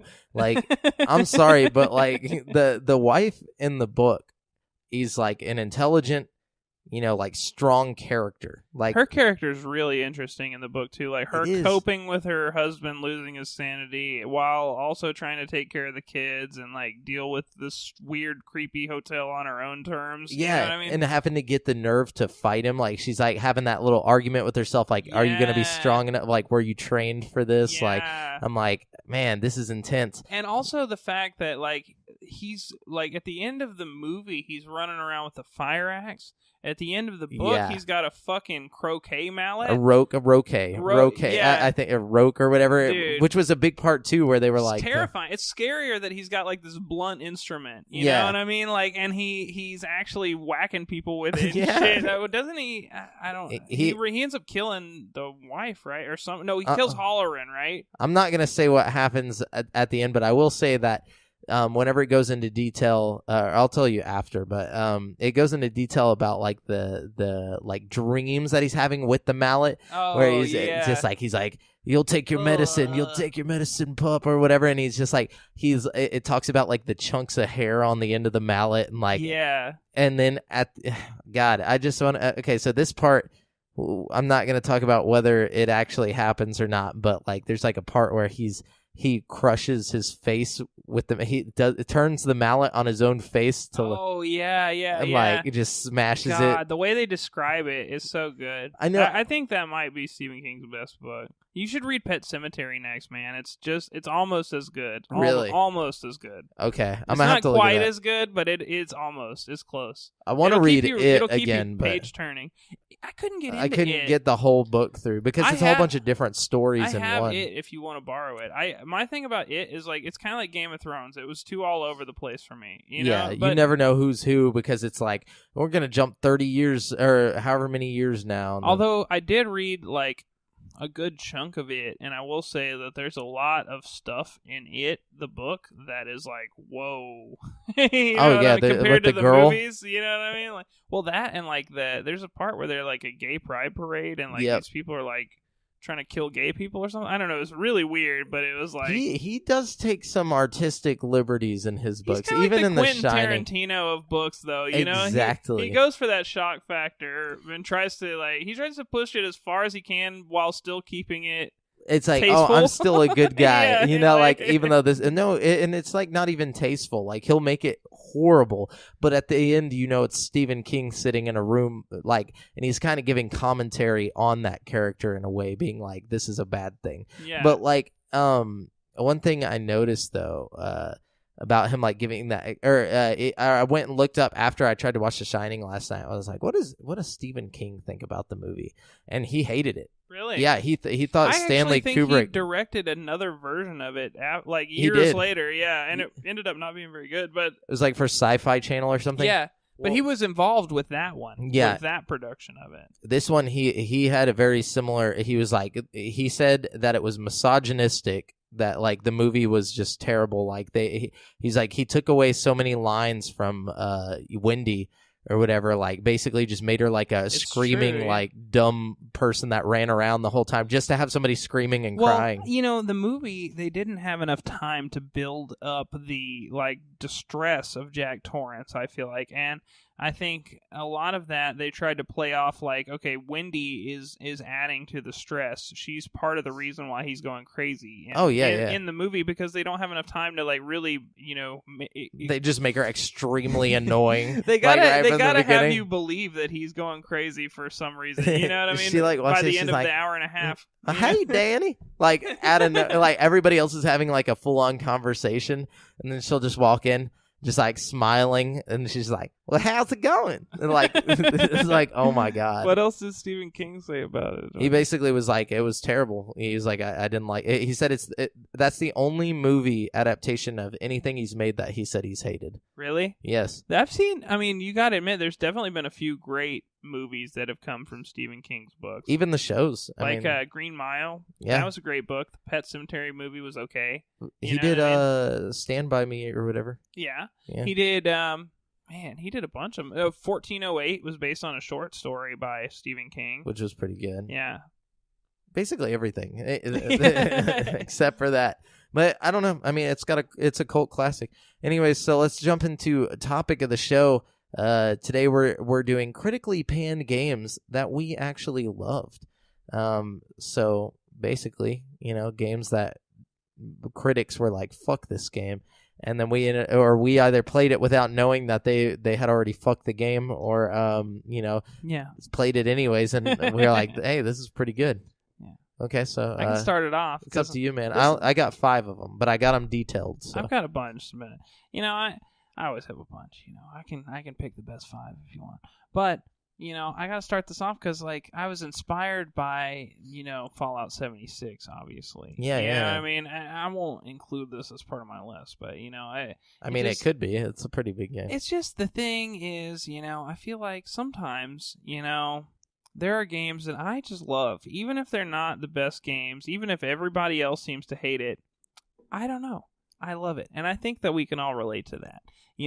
Some people have that game. Everybody's got that game, I feel like. Everybody's got a few games that just nobody else likes except for them, Yeah. Like, I know a lot of people who still really love No Man's Sky when it came out, Yeah, even before the good update. Yeah, they accepted it for what it was and they liked it. And, like, I feel like there's a few games out there like that, so might as well go talk about it. You know what I mean? Yeah. But yeah, Fallout 76 is one of those for me. That's in my opinion, I'm having so much fun with it.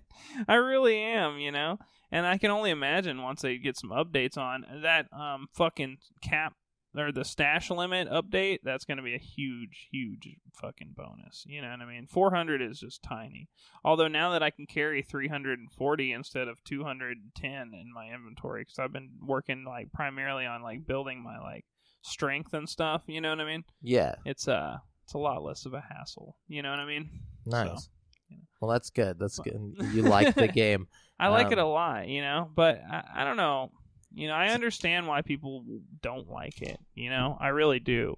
But at the same time, I don't care. It's you versus the world, man. It's just fun to me, man. And that's pretty much every game on my list, Yeah, games that I just personally had a lot of fun with, and I just don't care what other people think. I don't care, bruh. So, one of my games is a game that came out on the PS2 and Xbox called Kill Switch. Now, I don't know if you remember this game, But Kill Switch. That was a PS2 exclusive, wasn't it? No, it came to Xbox as well. I'm thinking of Killzone. Yeah. So Kill Switch, it was original Xbox PS2. It was a third-person shooter video game developed by Namco in 2003. So I got a little synopsis of it. The most distinguishing characteristic of Kill Switch is its cover system, a mechanic that has the player character taking cover behind objects and around corners in a manner similar to Namco's own Time Crisis series of light gun shooters, as well as Koei's third-person shooter Winback and Hideo Kojima's stealth game Metal Gear Solid. However, Kill Switch was the first third-person shooter to feature the cover system as its core game mechanic, though Gears of War would popularize it later. So this Kill Switch was the original game to do the Gears of War like movement and like cover system, and that's what I remembered it for. The game only had, I think it was like 7 levels or something like that, and no multiplayer. It was just strictly a story game, and it was like the protagonist, Nick Bishop, is a super soldier remotely controlled via direct neural connection by a man known only as Controller. I remember this game, I feel like. I had a demo disc or something for it. You probably did have a demo of it. I remember it was definitely a game that I rented multiple times just because I liked it so much. Yeah. I like getting better at the cover system. Mm-hmm. So, like, in a series of combat missions designed to bring the North and the West to war, So, Profiteer Archer plans to benefit by selling the technology used to control Bishop, who gives Controller headaches on recollection of suppressed memories featuring a woman and the phrase "say my name." So, later on in the game, you find out it's like your wife. Like you start to break through like the neural connection, and then you end up stopping the bad guy. But it's super fun. It had like the whole dive and roll mechanic, which was really cool at the time. Like something it was like doing the Max Payne dive, but without the slow-mo. Hell yeah. But yeah, so that game actually got like, I think it was like a 6 out of 10 from IGN or GameSpot. Wow. And like a Metacritic has like a 69%. Dang. It was fucking good. Like, I don't care what anybody says, that game was great. A lot of my games are fairly older, but they're games that like I loved when I played them and had no idea that people didn't like them. That's why I kind of chose them. And they're ones I haven't talked about before, so switched it up a bit. Yeah, I like that. What you got? So I'm going to start doing 2 at a time. Just since you have 5, I think it'll probably work out about right if I do 2 at a time. So nice. Man, I got to talk about Until Dawn. You know what I mean? Was that critically panned? Well, it only got a 7.5 on by I think it was IGN. You know what I mean? Really? And other places gave it like a 7. No way. I think like the highest score it got was like an 8. You know what I mean? At least as far as I'm aware. But in my opinion, it's one of the best damn fucking story-driven episodic games like ever made. You know what I mean? It probably, aside from that new one that just came out with the robots, Detroit Become Human, I think it's probably the most dynamic game like that, other than that game. You know what I mean? Yeah. And that includes games like Heavy Rain and stuff like that. I feel like it's right on par with Heavy Rain. You know what I mean? It may be a little better. That's what's up. It's got great acting. The fucking story is fucking fun and weird and interesting. And I don't know. It was just like your choices really matter. You fucking mess up on a few button pushes and your character is dead as fuck, dude. I played through one playthrough where I killed everybody, dude. I killed everybody in the game. Did the game end? Yeah. You just become a frog. The only person something. that didn't die was this one guy who fucking turned into a zombie. God. Everybody else got their fucking shit ripped in. But then, to make matters worse, the fucking prequel that came out a few years later, they put out this prequel called The Inpatient. Which was VR, right? Which is VR only. And it was also really fun, graphically really good, voice acted really well, cool choices, cool decisions, cool stuff like that. Terrible reviews. I mean, really? It got like a 6. It was really, really hated. Like, you know what I mean? Like you weren't let down by the game? No, not really. I mean, there were a few things that I didn't like so much, like your arms kind of felt like they were in the wrong spot whenever you're holding your controllers. Like if you use the Move controllers. But other than that, I mean, I thought it was a lot of fun. You know, I thought it was an interesting story. I thought it was a good length for being a VR game, so it wasn't like, I think it could have been a little longer. Yeah, you know what I mean? But it really wasn't like a terribly, I mean, it was like 3 hours, 3.5 hours. This is a lot for VR. Yeah, and you know, like once you're strapped into this scary ass environment for 3.5 hours, I mean, it's plenty. You know, you're ready to get out of there.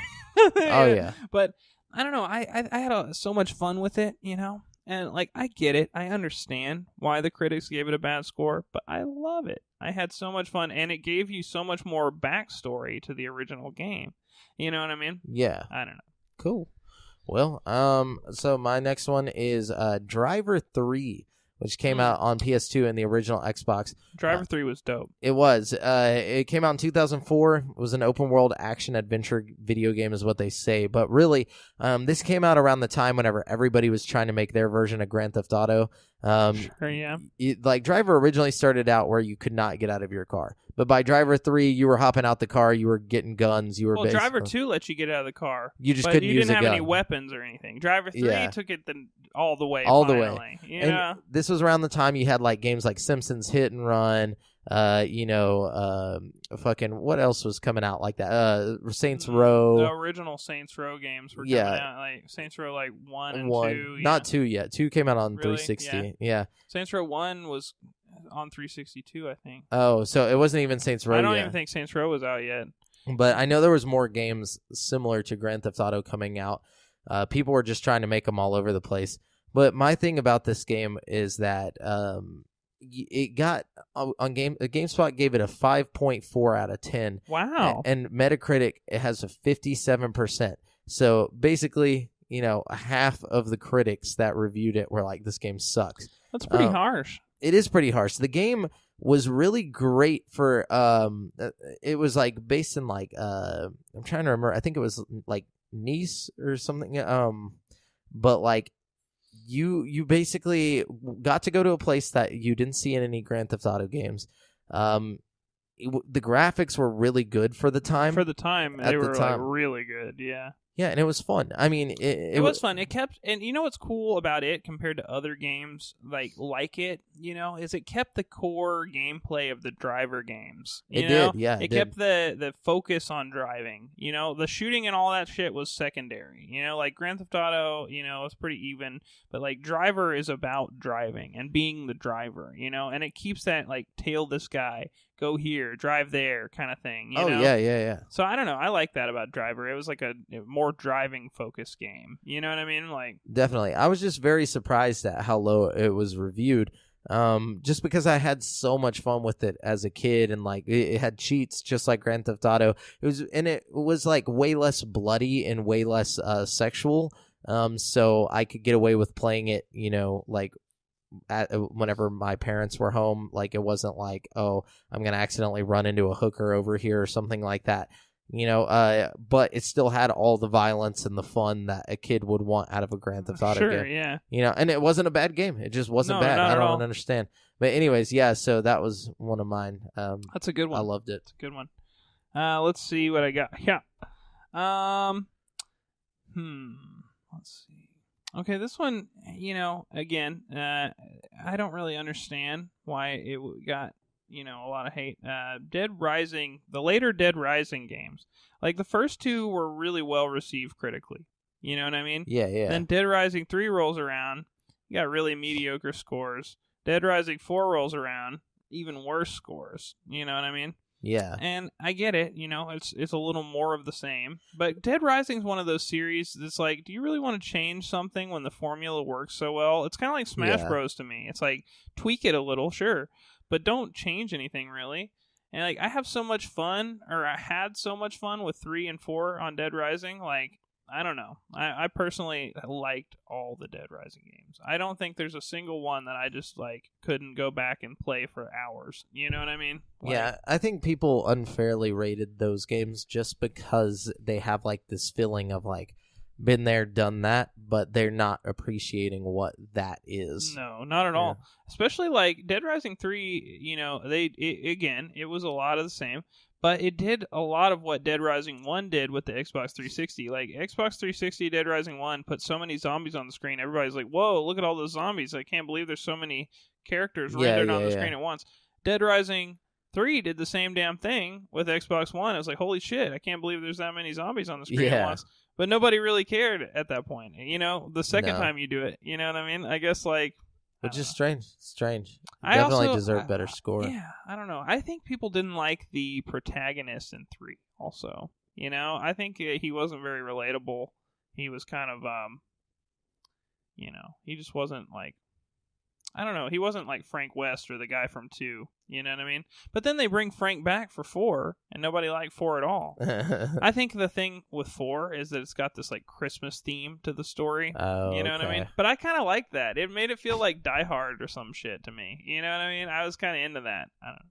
Yeah, and it added like the crafting and stuff like that. Yeah, well, they had crafting ever since like 3, probably. Like the first one, I think. No, not like that kind of. Well, at least since the second one, they had the fucking. You could make like the double bladed chainsaws and shit from the second one. You know what I mean? Could you? Yeah. Oh yeah. I've been playing the second one a lot on that. When I had the PlayStation Now, I was playing Dead Rising 2 a whole lot. Actually, I think Dead Rising 2 might be on Game Pass if they haven't taken it off. You know what pisses me off about Game Pass, dude? They've been taking games off when they put games on. It's like Netflix. Yeah, yeah.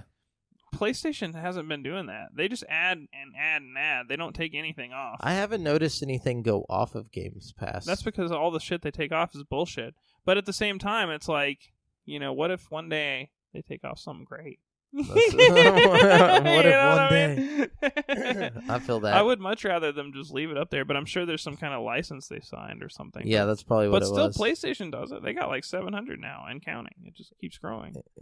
Yeah, I wonder why that happened. I'm gonna have to look into that. So another one for me is The Conduit, which came out on the Wii. Now this the campaign storyline focuses on an alien invasion of Washington, D.C. in the near future. The alien race known as the Drudge uses the eponymous portal-like conduits to deploy their forces throughout the city. A shadow government organization called the Trust sends newly inducted agent Michael Ford into the area initially to disrupt a terrorist threat, but he quickly becomes embroiled in the fight to stop the invasion and save the capital from destruction. The online multiplayer feature of the game can support up to 12 players and includes several game modes such as Free for All and Team Reaper, and has voice chat capability through the Wii Speak peripheral. Now, I bought the Wii Speak peripheral just for this game and for Animal Crossing, but Animal Crossing on the Wii actually did suck. But the Conduit did not. Now, the Conduit was like the Halo of the Wii, and which at the time, like whenever I only had a Wii, and I really wanted to play some online multiplayer, this was my best bet, and it had the best graphics on the Wii. Like, I've never seen a game look so good on the Wii. Like, if you want to see, I mean, now it'll probably look bad, but back then it was like similar to like looking at an Xbox game, and that was like what was so good about it. Yeah. Was that it was that next level. But GameSpot gave it a 6.5 out of 10, and it has a 69% on Metacritic. But that game, I think, was one of the best games to come out to the Wii, and it was an exclusive to the Wii. You know, it was like their answer to Call of Duty and Halo, and I felt like they did a pretty good job. I had a lot of fun with it, spent a lot of time, and I love it. Aliens had a very X-Files feel to it. Super cool. But. Yeah, I remember that game, actually. I think I played it at your house. I think you told me to play it. Yeah. I played it because you told me to. I had a lot of fun with it. And it had the Motion Plus. That was one of the first games where the Motion Plus was super important. Yeah, I remember using that, yeah. Hell yeah, dude. It was dope. That was tight. Let's see. I'm sorry, you gotta forgive me, guys. A lot of mine are VR games, you know. Here They Lie. If you guys haven't heard of this game, it's probably because it wasn't very well received, and it was one of the launch titles for PSVR. But I actually have a full playthrough of it on YouTube, where I play through the entire game in 3 parts. You can go watch it if you want. Check out the gameplay a little bit at least and see what I'm talking about. But is this the one with the chick with the boobs? Okay. Yeah, and gotcha. And so I don't know. I mean, it's not like the greatest game ever, but it was scary. There was definitely points when I was legitimately afraid in that game. The graphics are better than, I'd say 75% of the PSVR games out there. You know what I mean? The head-based turning is a little weird, but the story is good enough to keep you driving, and like the environments are weird, and like the lighting is weird, and it's just an all-around scary, weird, good game. Lots of cool effects happen. But I don't know. I'd give it like an 8 or a 7. You know what I mean? But IGN gave it a 4.9 out of 10. I think I remember the reviews for that. 4.8, excuse me. It's even worse. 4.8. Damn. And that's just harsh to me, man. That's just wrong. It's a harsh great game. You know what I mean? I feel that. Yeah, I remember the reviews coming out for that not being so good. Let's see. Hang on, let me drop another one real quick. Here's another VR game I got to defend. This is one of my first VR experiences. It's a game called Harmonix Music VR. And it's a game that's basically meant to interact with your music. So you can like put on Spotify or something. Oh, yeah. And like all the shit in the game will like bump around with you and stuff. And I played a demo of this as one of my very first VR experiences. And like basically the main draw of the game, like there's all kinds of little things, but the main thing that you can do in the game is like paint in VR. For a long time, this is PlayStation VR's only real like paint. So you could like put on your music and like you could paint, and your paintings would like react to your like music. They'd like pulse with it and like do colors and stuff, and it was cool. Or you could just turn all that off and just paint normal if you want. But it was a really decent game, had a lot of cute things going for it, and it was really cool how it interacted with your music. It got and the graphics were excellent, by the way. It got a 3.5 from IGN. Damn, they must not like VR over there. Dude, they don't. They trash everything VR, except for Astrobot. Astrobot got a 9. Yeah, because everyone's saying Astrobot is like the one of the greatest platformers. It really is. You should try it. I have it if you want to play it. Really Would you say it's one of the greatest platformers in general? No. Okay. No, but it's really good. I'd say it's like the modern generations like Crash Bandicoot type game. You know what I mean? It's really good. Sounds cool. It's got all the charm of like Mario Odyssey, like you want to play it for the same reasons you want to keep playing Mario, because it's just like the challenge. Well, no. A little challenge, but also like everything's just so pretty. You just want to keep going and uncover more, and like, I don't know. I'll have to see. It's that kind of, it's like a collectathon. You'd like it. You really would. I'll have to check it out. It reminds me of Chris Beep. But anyway, so my next one is Star Wars Bounty Hunter, which came out on GameCube and PS2. That game was the shit. It was. So Star Wars Bounty Hunter is a third-person action-adventure video game that preludes Episode 2, Attack of the Clones, and tells the story of how and why Jango Fett became the template for the clones of the Grand Army of the Republic. The game is played in third person and includes 18 levels across 6 worlds. The worlds featured in the game are Outland Transit Station, Coruscant, Uvo, I never knew how to pronounce that. Uvo 4, Malastare, Tatooine, and Coma, a moon of the planet of Bogdan. In addition to the main story, the game features secondary objectives which are optional to the player. These secondary objectives are known as bounties, which can be marked by targeting enemies or NPCs with Jango's ID scanner, changing the camera into first person. So the game was basically, it came out around the same time as like KOTOR and stuff like that, and I think it got overlooked a little bit, just like KOTOR did at first.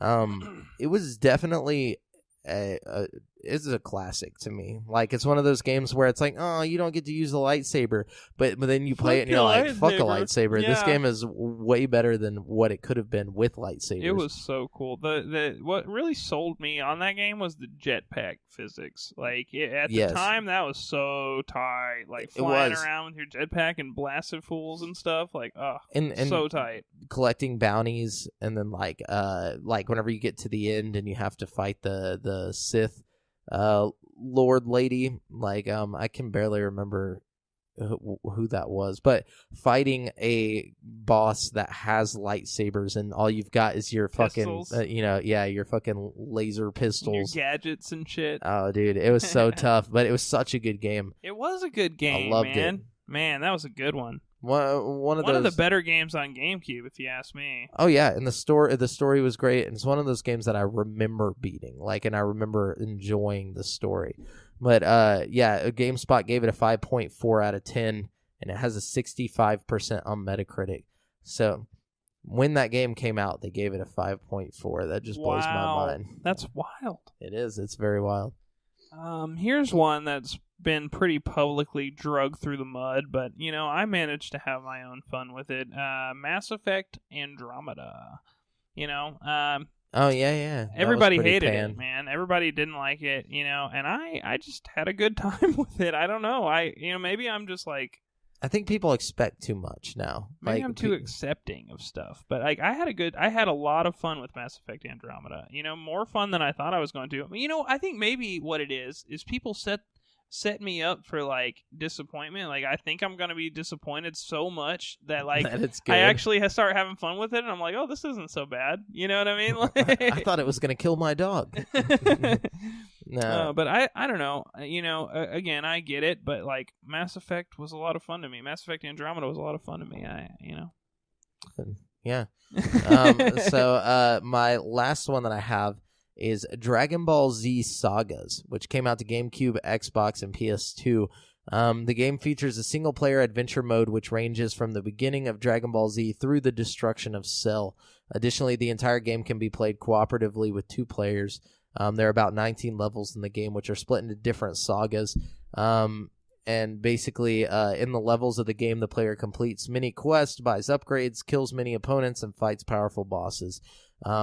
This game was the first time I had seen a Dragon Ball Z game besides the Game Boy Advance game where it wasn't a fighting game, where it wasn't a Tekken type or a Virtua Fighter type game, where you're in this 3D space but you can't move around in it other than to just have the camera locked onto your opponent. This was actually a campaign. It was kind of top down almost in a way, but it really wasn't. It was kind of close up, and it was cool because me and my brother played the entire game in co-op. We got to play through the entire anime basically at the time, or you play through all the way up to the destruction of Cell. But so you're playing through the anime. It's got the cutscenes that are kind of set up to fill in the space in between each one. And then you get to go through the city and all the stuff. It play all these different characters and unlock stuff. This was back whenever you could still unlock shit for actually playing a game. But anyways, I thought it was really fun. Probably one of my favorite games as a kid, and it got a 4 out of 10 at IGN and a 3.8 out of 10 at GameSpot. So damn. Yeah, they fucking hated that game. That's sad. I loved it. That's really sad. What platform was that on again? GameCube, Xbox, and PS2. Damn. Yep. That's sad. Well, I've got a fuckload more, so you're just going to have to just hang out for a second. We got Doom VFR. This is another virtual reality one, but this is one that I get it. I get why it was totally reamed, because if you play it with the Move controllers or the fucking any of the controllers other than the aim controller, the game is trash. I mean, absolute broken trash. You know what I mean? Yeah. But if you play it with the aim controller, it's actually one of the best games on PSVR. Damn. You know what I mean? It's the problem with the other controllers, you can't turn. You know what I mean? That's a big problem with PlayStation VR. You know what I mean? If you're on PC, that's okay. You can physically turn your body. You know what I mean? PlayStation VR, you got a little bit of a problem there. You know what I mean? Now, with the aim controller, you get a stick, and they don't even implement the Oculus sticks, I think, on Doom VFR, which I think is fucking stupid. But either way, it's a lot of fun. It's graphically one of the best VR games I've ever played. The gameplay is really fun. The boss battles are really fun. I don't know. It's just an all-around good game. You just have to get the right controller to play it. You know what I mean? Feel that. Let's see what else we got here. Arizona Sunshine. This is one that won like a bunch of awards and stuff on PC, and then they ported it to PSVR, and everybody just hated it. But I picked it up like the day it came out, you know what I mean? Before all these bad reviews came out for it. And I was having fun, you know, and a lot of times, even if I'm having fun with a game or if I'm not liking a game, almost every game I buy, I'll go watch the review for it after I buy it, just because I like to, you know, I keep up with the industry and what people are scoring games and stuff. I just like to know, you know. So I went and watched the reviews, and I was all hyped about it, and I was like, oh, everybody else is going to be hyped about this too. It was so much fun.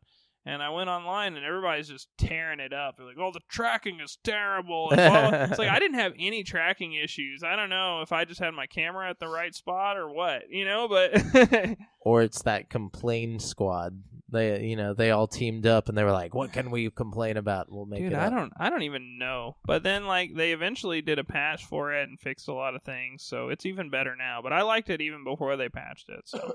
And then, let's see... Doom 2016 Doom didn't get good critic reviews at all. It got like a fucking 7 or less than that or something like. It got like a 6.9. It didn't do good critically at all. But it's obviously a sweet ass game, you know. Doom VFR and Doom both kind of didn't do too good in the box office. I mean, in critics, you know what I mean. But I liked them both. Let's see. You know, Resident Evil 7 only got a 7.7 on IGN. Like the VR version or what? No, just the whole game in general. No way. Yeah. What the heck? What's the Metacritic score for that? I don't know. It's probably higher than that, but IGN didn't do it justice, I feel like. That freaking blows my mind. I know, thought it did way better than that. Well, you know, that's why I didn't really put it on my list, but, you know, most fucking critics really liked Resident Evil 7. You know what I mean? Yeah. Just IGN, for some reason. Yeah, they're fucking crazy. crazy. They liked it. I mean, 7.7 isn't really a bad score, but, you know, for a game that was, like, that good, I feel like. Yeah, to all the people that says, like, IGN only gives out good scores is fucking crazy. Dude, yeah, they're tripping, man. IGN has they're up to their fucking neck in bad scores. Let's see. Drive Club VR. That's another one that I totally understand why it got low scores. Like, it's blurry. It will make you motion sick like a motherfucker. But it's a lot of fun. It's a lot of fun as long as you're not throwing up. Well, if you got your VR legs, it's just not the first game to go out and buy when you start playing VR. You know, you need to play VR for a while before you get any kind of racing game. You know what I mean? Yeah. Or else they'll make you sick. I mean, it's just a fact. But, you know, I played it when it first came out, and it made me sick, and I was not into it. You know, I came back a few months later after I've been playing VR for a while, and I actually find this good game hidden underneath the layer of nausea that you originally have to get over. You know what I mean? Yeah. I don't know. It's one of those... I think most people who are new to VR will have this problem. Like, you're going to find a bunch of games that make you sick, and you're not going to want to go back and touch them. I think it's the same thing that Here They Lie had a problem with. You know what I mean? I think it made people sick, and they thought, oh, well, that game's just going to make me sick. I'm not going to go play it ever again. You know? Yeah. When in reality, you'll eventually get over the motion sickness and go back to that. You know what I mean? It's like a whole different experience altogether, you know, because you're not thinking about, oh man, I'm starting to feel weird, you know, you're thinking about, oh, this game is cool, you know what I mean? Yeah, you just gotta get your sea legs. You really do. It's a thing. It's an adjustment period, but it really will happen. You know what I mean? If you're new out there to VR and you are a little worried, you're like, oh god, I don't think I can handle this, just keep pushing forth and you will eventually get used to it and it won't bother you at all. Let's see. Alien Isolation got a 5.9 out of 10 on IGN. Oh, that did get a bad review. Got a horrible review. And I personally liked it. You know, it's, first of all, it's a long game. You get a whole lot of story for your money. You know what I mean? It's like 50 hours or some shit like that. Yeah, no, it's a good game. I don't see what there is to complain about it. I mean, it is what it is. Graphics are really good. It's pretty scary, you know? Like, when that alien's after you, it gets a little tense. Yeah, for an alien game, it's pretty fucking scary. Yeah, I thought it was good. No, definitely better than a 5.9. Oh, you know yeah. what I mean? At least a 7 or an 8. That's what I'm saying, man. And then, let's see, we got Outlast Whistleblower. We got a 6.4, which I thought was pretty low. I honestly liked Whistleblower more than the original Outlast game. Really? Because I feel like it gives you a little more backstory to everything. and it's set before the events of the original Outlast, so you still have all the scary characters from Outlast 1 plus a few, you know what I mean? Yeah. I don't know. I liked it. And for somebody who just couldn't get enough Outlast, I feel like it was a really good little DLC, you know what I mean? For sure. And my final one, UFC 2. This is weird because, like, UFC 1, UFC 2, and UFC 3, in my opinion, are all just the same fucking game, repackaged and reskinned. You know what I mean? With, like, you know, obvious updates, new fighters, characters, you know, graphical improvements and shit like that. But for the most part, they're the same fucking game. It's just like the Madden games and shit like that, you know? Yeah. So it blows my mind that UFC 1 gets a relatively good score, UFC 3 gets a relatively good score, UFC 2 gets like a 6. And they're all like the same fucking game, dude. I played them all. You know what I mean? Maybe it has something to do with the online component or something. Maybe they took something out of it that was in 1. Maybe. I don't know. And then 3 brought it back. I really am not sure what the deal is there, but I had just as much fun with all of them personally, and I don't know. I don't understand why that one is so much lower scored than the other ones. You know what I mean? Yeah. No, I don't know. Weird. It's just interesting to me. That's one of those that it's like, I'm not mad about it, but it's like, you know. It's better than that. It's weird. Yeah, well, that's it, guys. That's the games that the critics fucking hated and we fucking loved. So, and we still do. If you got any games that you know were, you know, panned by the critics, but you think deserves a better rating or, you know, deserves a shout out. Yeah. Know? Even though you know it's a bad game. Yeah, you just like enjoy it. Yeah, you know what I mean? Tell us about it. Yeah. Leave it in the comments, either on Facebook or YouTube. Anyways, so we're gonna jump on over to the People's Champ. Brent, take us to the champion. Ah, yes. The champion of the people today is a man. It is a man named Thomas Shepard. He says, What the fuck is the point of Fallout 76? Besides building up your bags. Besides building up pill bags. Well, let me tell you, Thomas. It's a lot like the other Fallout games. You go on your Pip-Boy, and you find quests. Pip. And you do the quest. And you gain XP, and you level up. And then you repeat the process until you run out of quests. And then the game is over. No, you do a lot of questing, like normal Fallout style. I mean, you know, main quest, side quest, that kind of thing. Bring me back 3 chickens. Yeah, that kind of thing, for sure. Getting a lot of chickens, you know, collecting this, taking that, downloading this. Bring me 2 eggs. To enhance, you know, the gameplay to stay fun, I guess, for an extended period of time online. There's a lot of like daily events that go on. They constantly are changing and moving around the map. You know what I mean? So you can go do daily events if you want to like take on onslaughts with people. You can PvP people. You can try to take over like resources, like facilities. Like you could get like, say you need black titanium for your armor or whatever. You can go take over like a mining plant that'll produce black titanium, but, you know, other players can come try to take it from you, you know what I mean, or whatever. So there's like that, and then, you know, let's see, what else can you do? There's all kinds of fun stuff. You know, obviously exploration is a big thing, you know, just like normal Fallout, you know what I mean? Trying to get nukes. Well, that's actually part of the main story, really. There's a lot of like weird boss creatures to fight.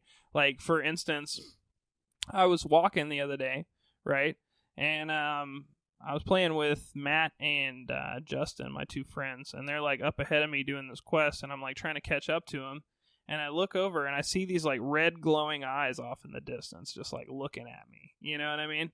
And I'm like, okay, that's weird. So I keep moving, and suddenly I get hit, you know, and I turn around and I do VATS, and it says like Legendary Mothman level 55, and I see the eyes like poking around this tree like right next to me, and then there's like this poof of smoke, and then the eyes are over there, And, like, you know, just, like, weird creatures like that attack you all over the place. Like, I got attacked by this fucking hermit crab that used this fucking, like, bus as a shell. You know? That's pretty funny. There's all kinds of weird monsters, you know? But, yeah, exploration, missions, you know, events, lots of PvP trading with other people, things like that. You know? There's lots of good stuff to do. Nice. Typical MMO stuff. Yeah. So that's it for the People's Champ. Thank you, Tomas. Let's get to our listener question. I know we got at least one question today. Yes, we have Zach Parton. He says, has anyone played We Happy Few, and is it awesome? Sorry if this has been addressed previously. I have not played We Happy Few. I thought you played like the beta, right? I played the beta, yes, and the beta was terrible. Like, fucking god-awful. But I'm sure the real game is better because that was years ago. Like, I'm talking 4 or 5 years ago. The real game was actually critically panned. Yeah, the real game didn't get very good reviews. But, again, I take reviews with a grain of salt. Yeah. I like to form my own opinions. So I'm not going to sit here and tell you that it's a bad game. You know what I mean? They had it on sale on Black Friday for like $25 at Target. Yeah, it might be one that if you see it on sale, maybe check it out and form your own opinion. I don't know. There were a lot of people that said it had its moments, but it wasn't like the best game they ever played. You know what I mean?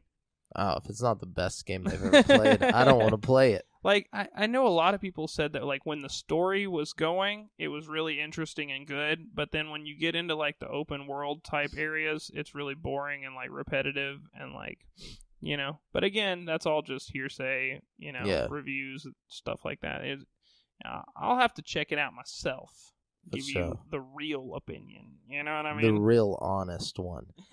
So, yeah, thanks for that. We're going to jump on over into This Week in Gaming History to wrap up the show with, Brent, tell us about it. What happened many years ago this week? This week in the gaming history, in the history of games. In the gaming history.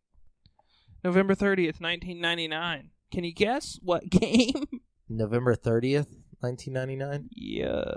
What system? PC. Later came to Dreamcast and PlayStation 2, I believe. Then it came to Dreamcast. Yeah, but it didn't come to either of those consoles until a year or two later. Wow, and it was on PC first.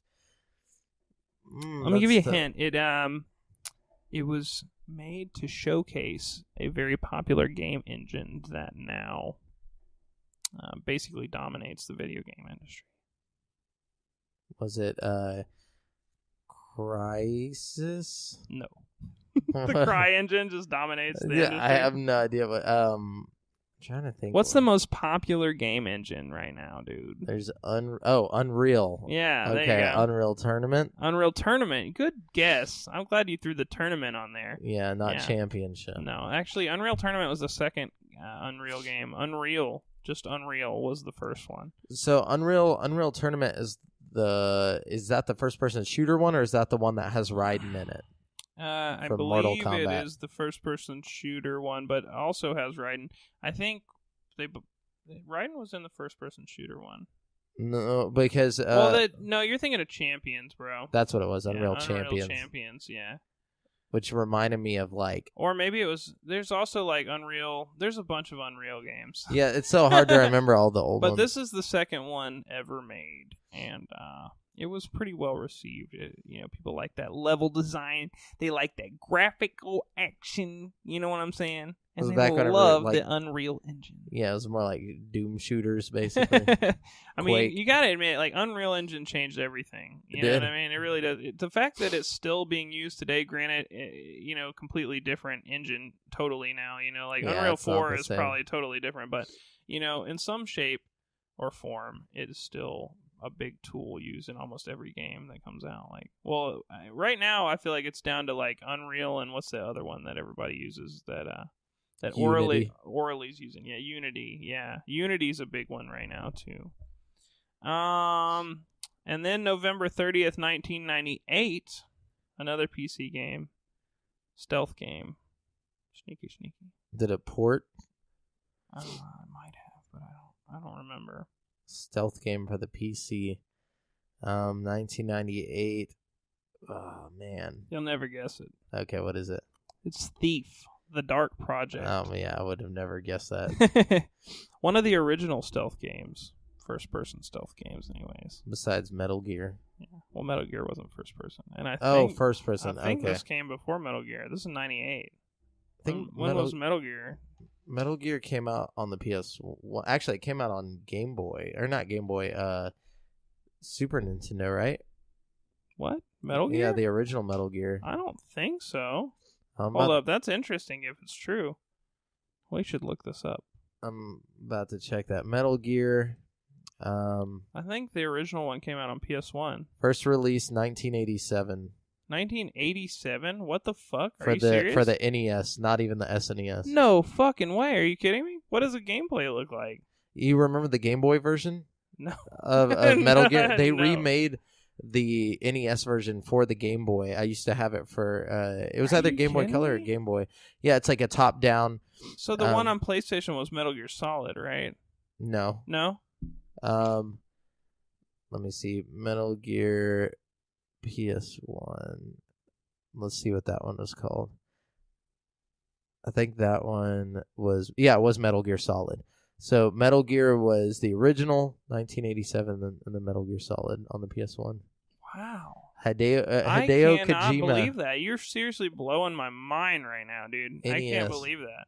Yeah. I thought Metal Gear Solid was the first one. Yeah, and Metal Gear Solid came out the same year as Thief. So I'm So pretty is sure. Metal Gear Solid the second one? Yes. Or was there other ones between 87 and 90 whatever when Metal Gear Solid came out? It's Metal Gear, the Metal Gear Solid, and then I think they started making like all the other ones, like where they had like twin snakes on the GameCube and everything. You're blowing my mind right now. Metal Gear Solid 2, Sons of Liberty, right? I think that's what it's called. That's tight. Yeah, dude, it was a fun game on the Game Boy to have. Like, it was just really cool to be stealthy and shit. It had like, all the same shit that you get in a Metal Gear game. Man, that's interesting. Yeah, we should play that one day. That's fun. The original one? Yeah, I think I have a ROM for it. But, yeah, you should check that out. Anyways, that's it, guys. Remember, you've been listening to GameSpeak Podcast, courtesy of CreateForSanity.com. The show posts for free every Wednesday on all podcast directories. Be sure to submit any questions you want read on the show to GameSpeak Podcast Facebook group, which is facebook.com/groups/GameSpeak Podcast. Check out our video content on YouTube. All you have to do is search Create for Sanity. It's all one word. And if you want to stay up to date with your boys, you can find me on Twitter at the handle Aljaafreh Jamal and Brent at BrentHas1. And check out the GameSpeak Podcast Instagram. Oh. I'm so sorry to interrupt you, but apparently there was another Metal Gear game between Metal Gear and Metal Gear Solid. Which one was that? Metal Gear 2. In 1990, it was released. Metal Gear 2 Solid Snake was released. And what is that on? I don't know. Let's find out. Check the platform. It is on computer. MSX2 computer platform, the same as the first one. Nice. I mean, it should have been on something else, though. Or maybe it only came to PC, but let's see. It says Metal Gear 2 was initially released only in Japan. An earlier produced NES game titled Snake's Revenge served as the Metal Gear sequel in North America. So I think it was released with a different name. Oh, okay. Nice. Yeah, we need to get up or catch up on our Hideo Kojima. It makes you wonder how old Hideo Kojima is. Dude, because he looks super young. But he's can't probably believe like I 40 didn't know something. that. Yeah, for real. He's one of those people. He's like the Mario guy that looks super young all the time. Yeah, and that dude's like almost 70 or something. Yeah. It's freaking crazy. I'm sorry. I didn't mean to cut you off. No, you're good. Until next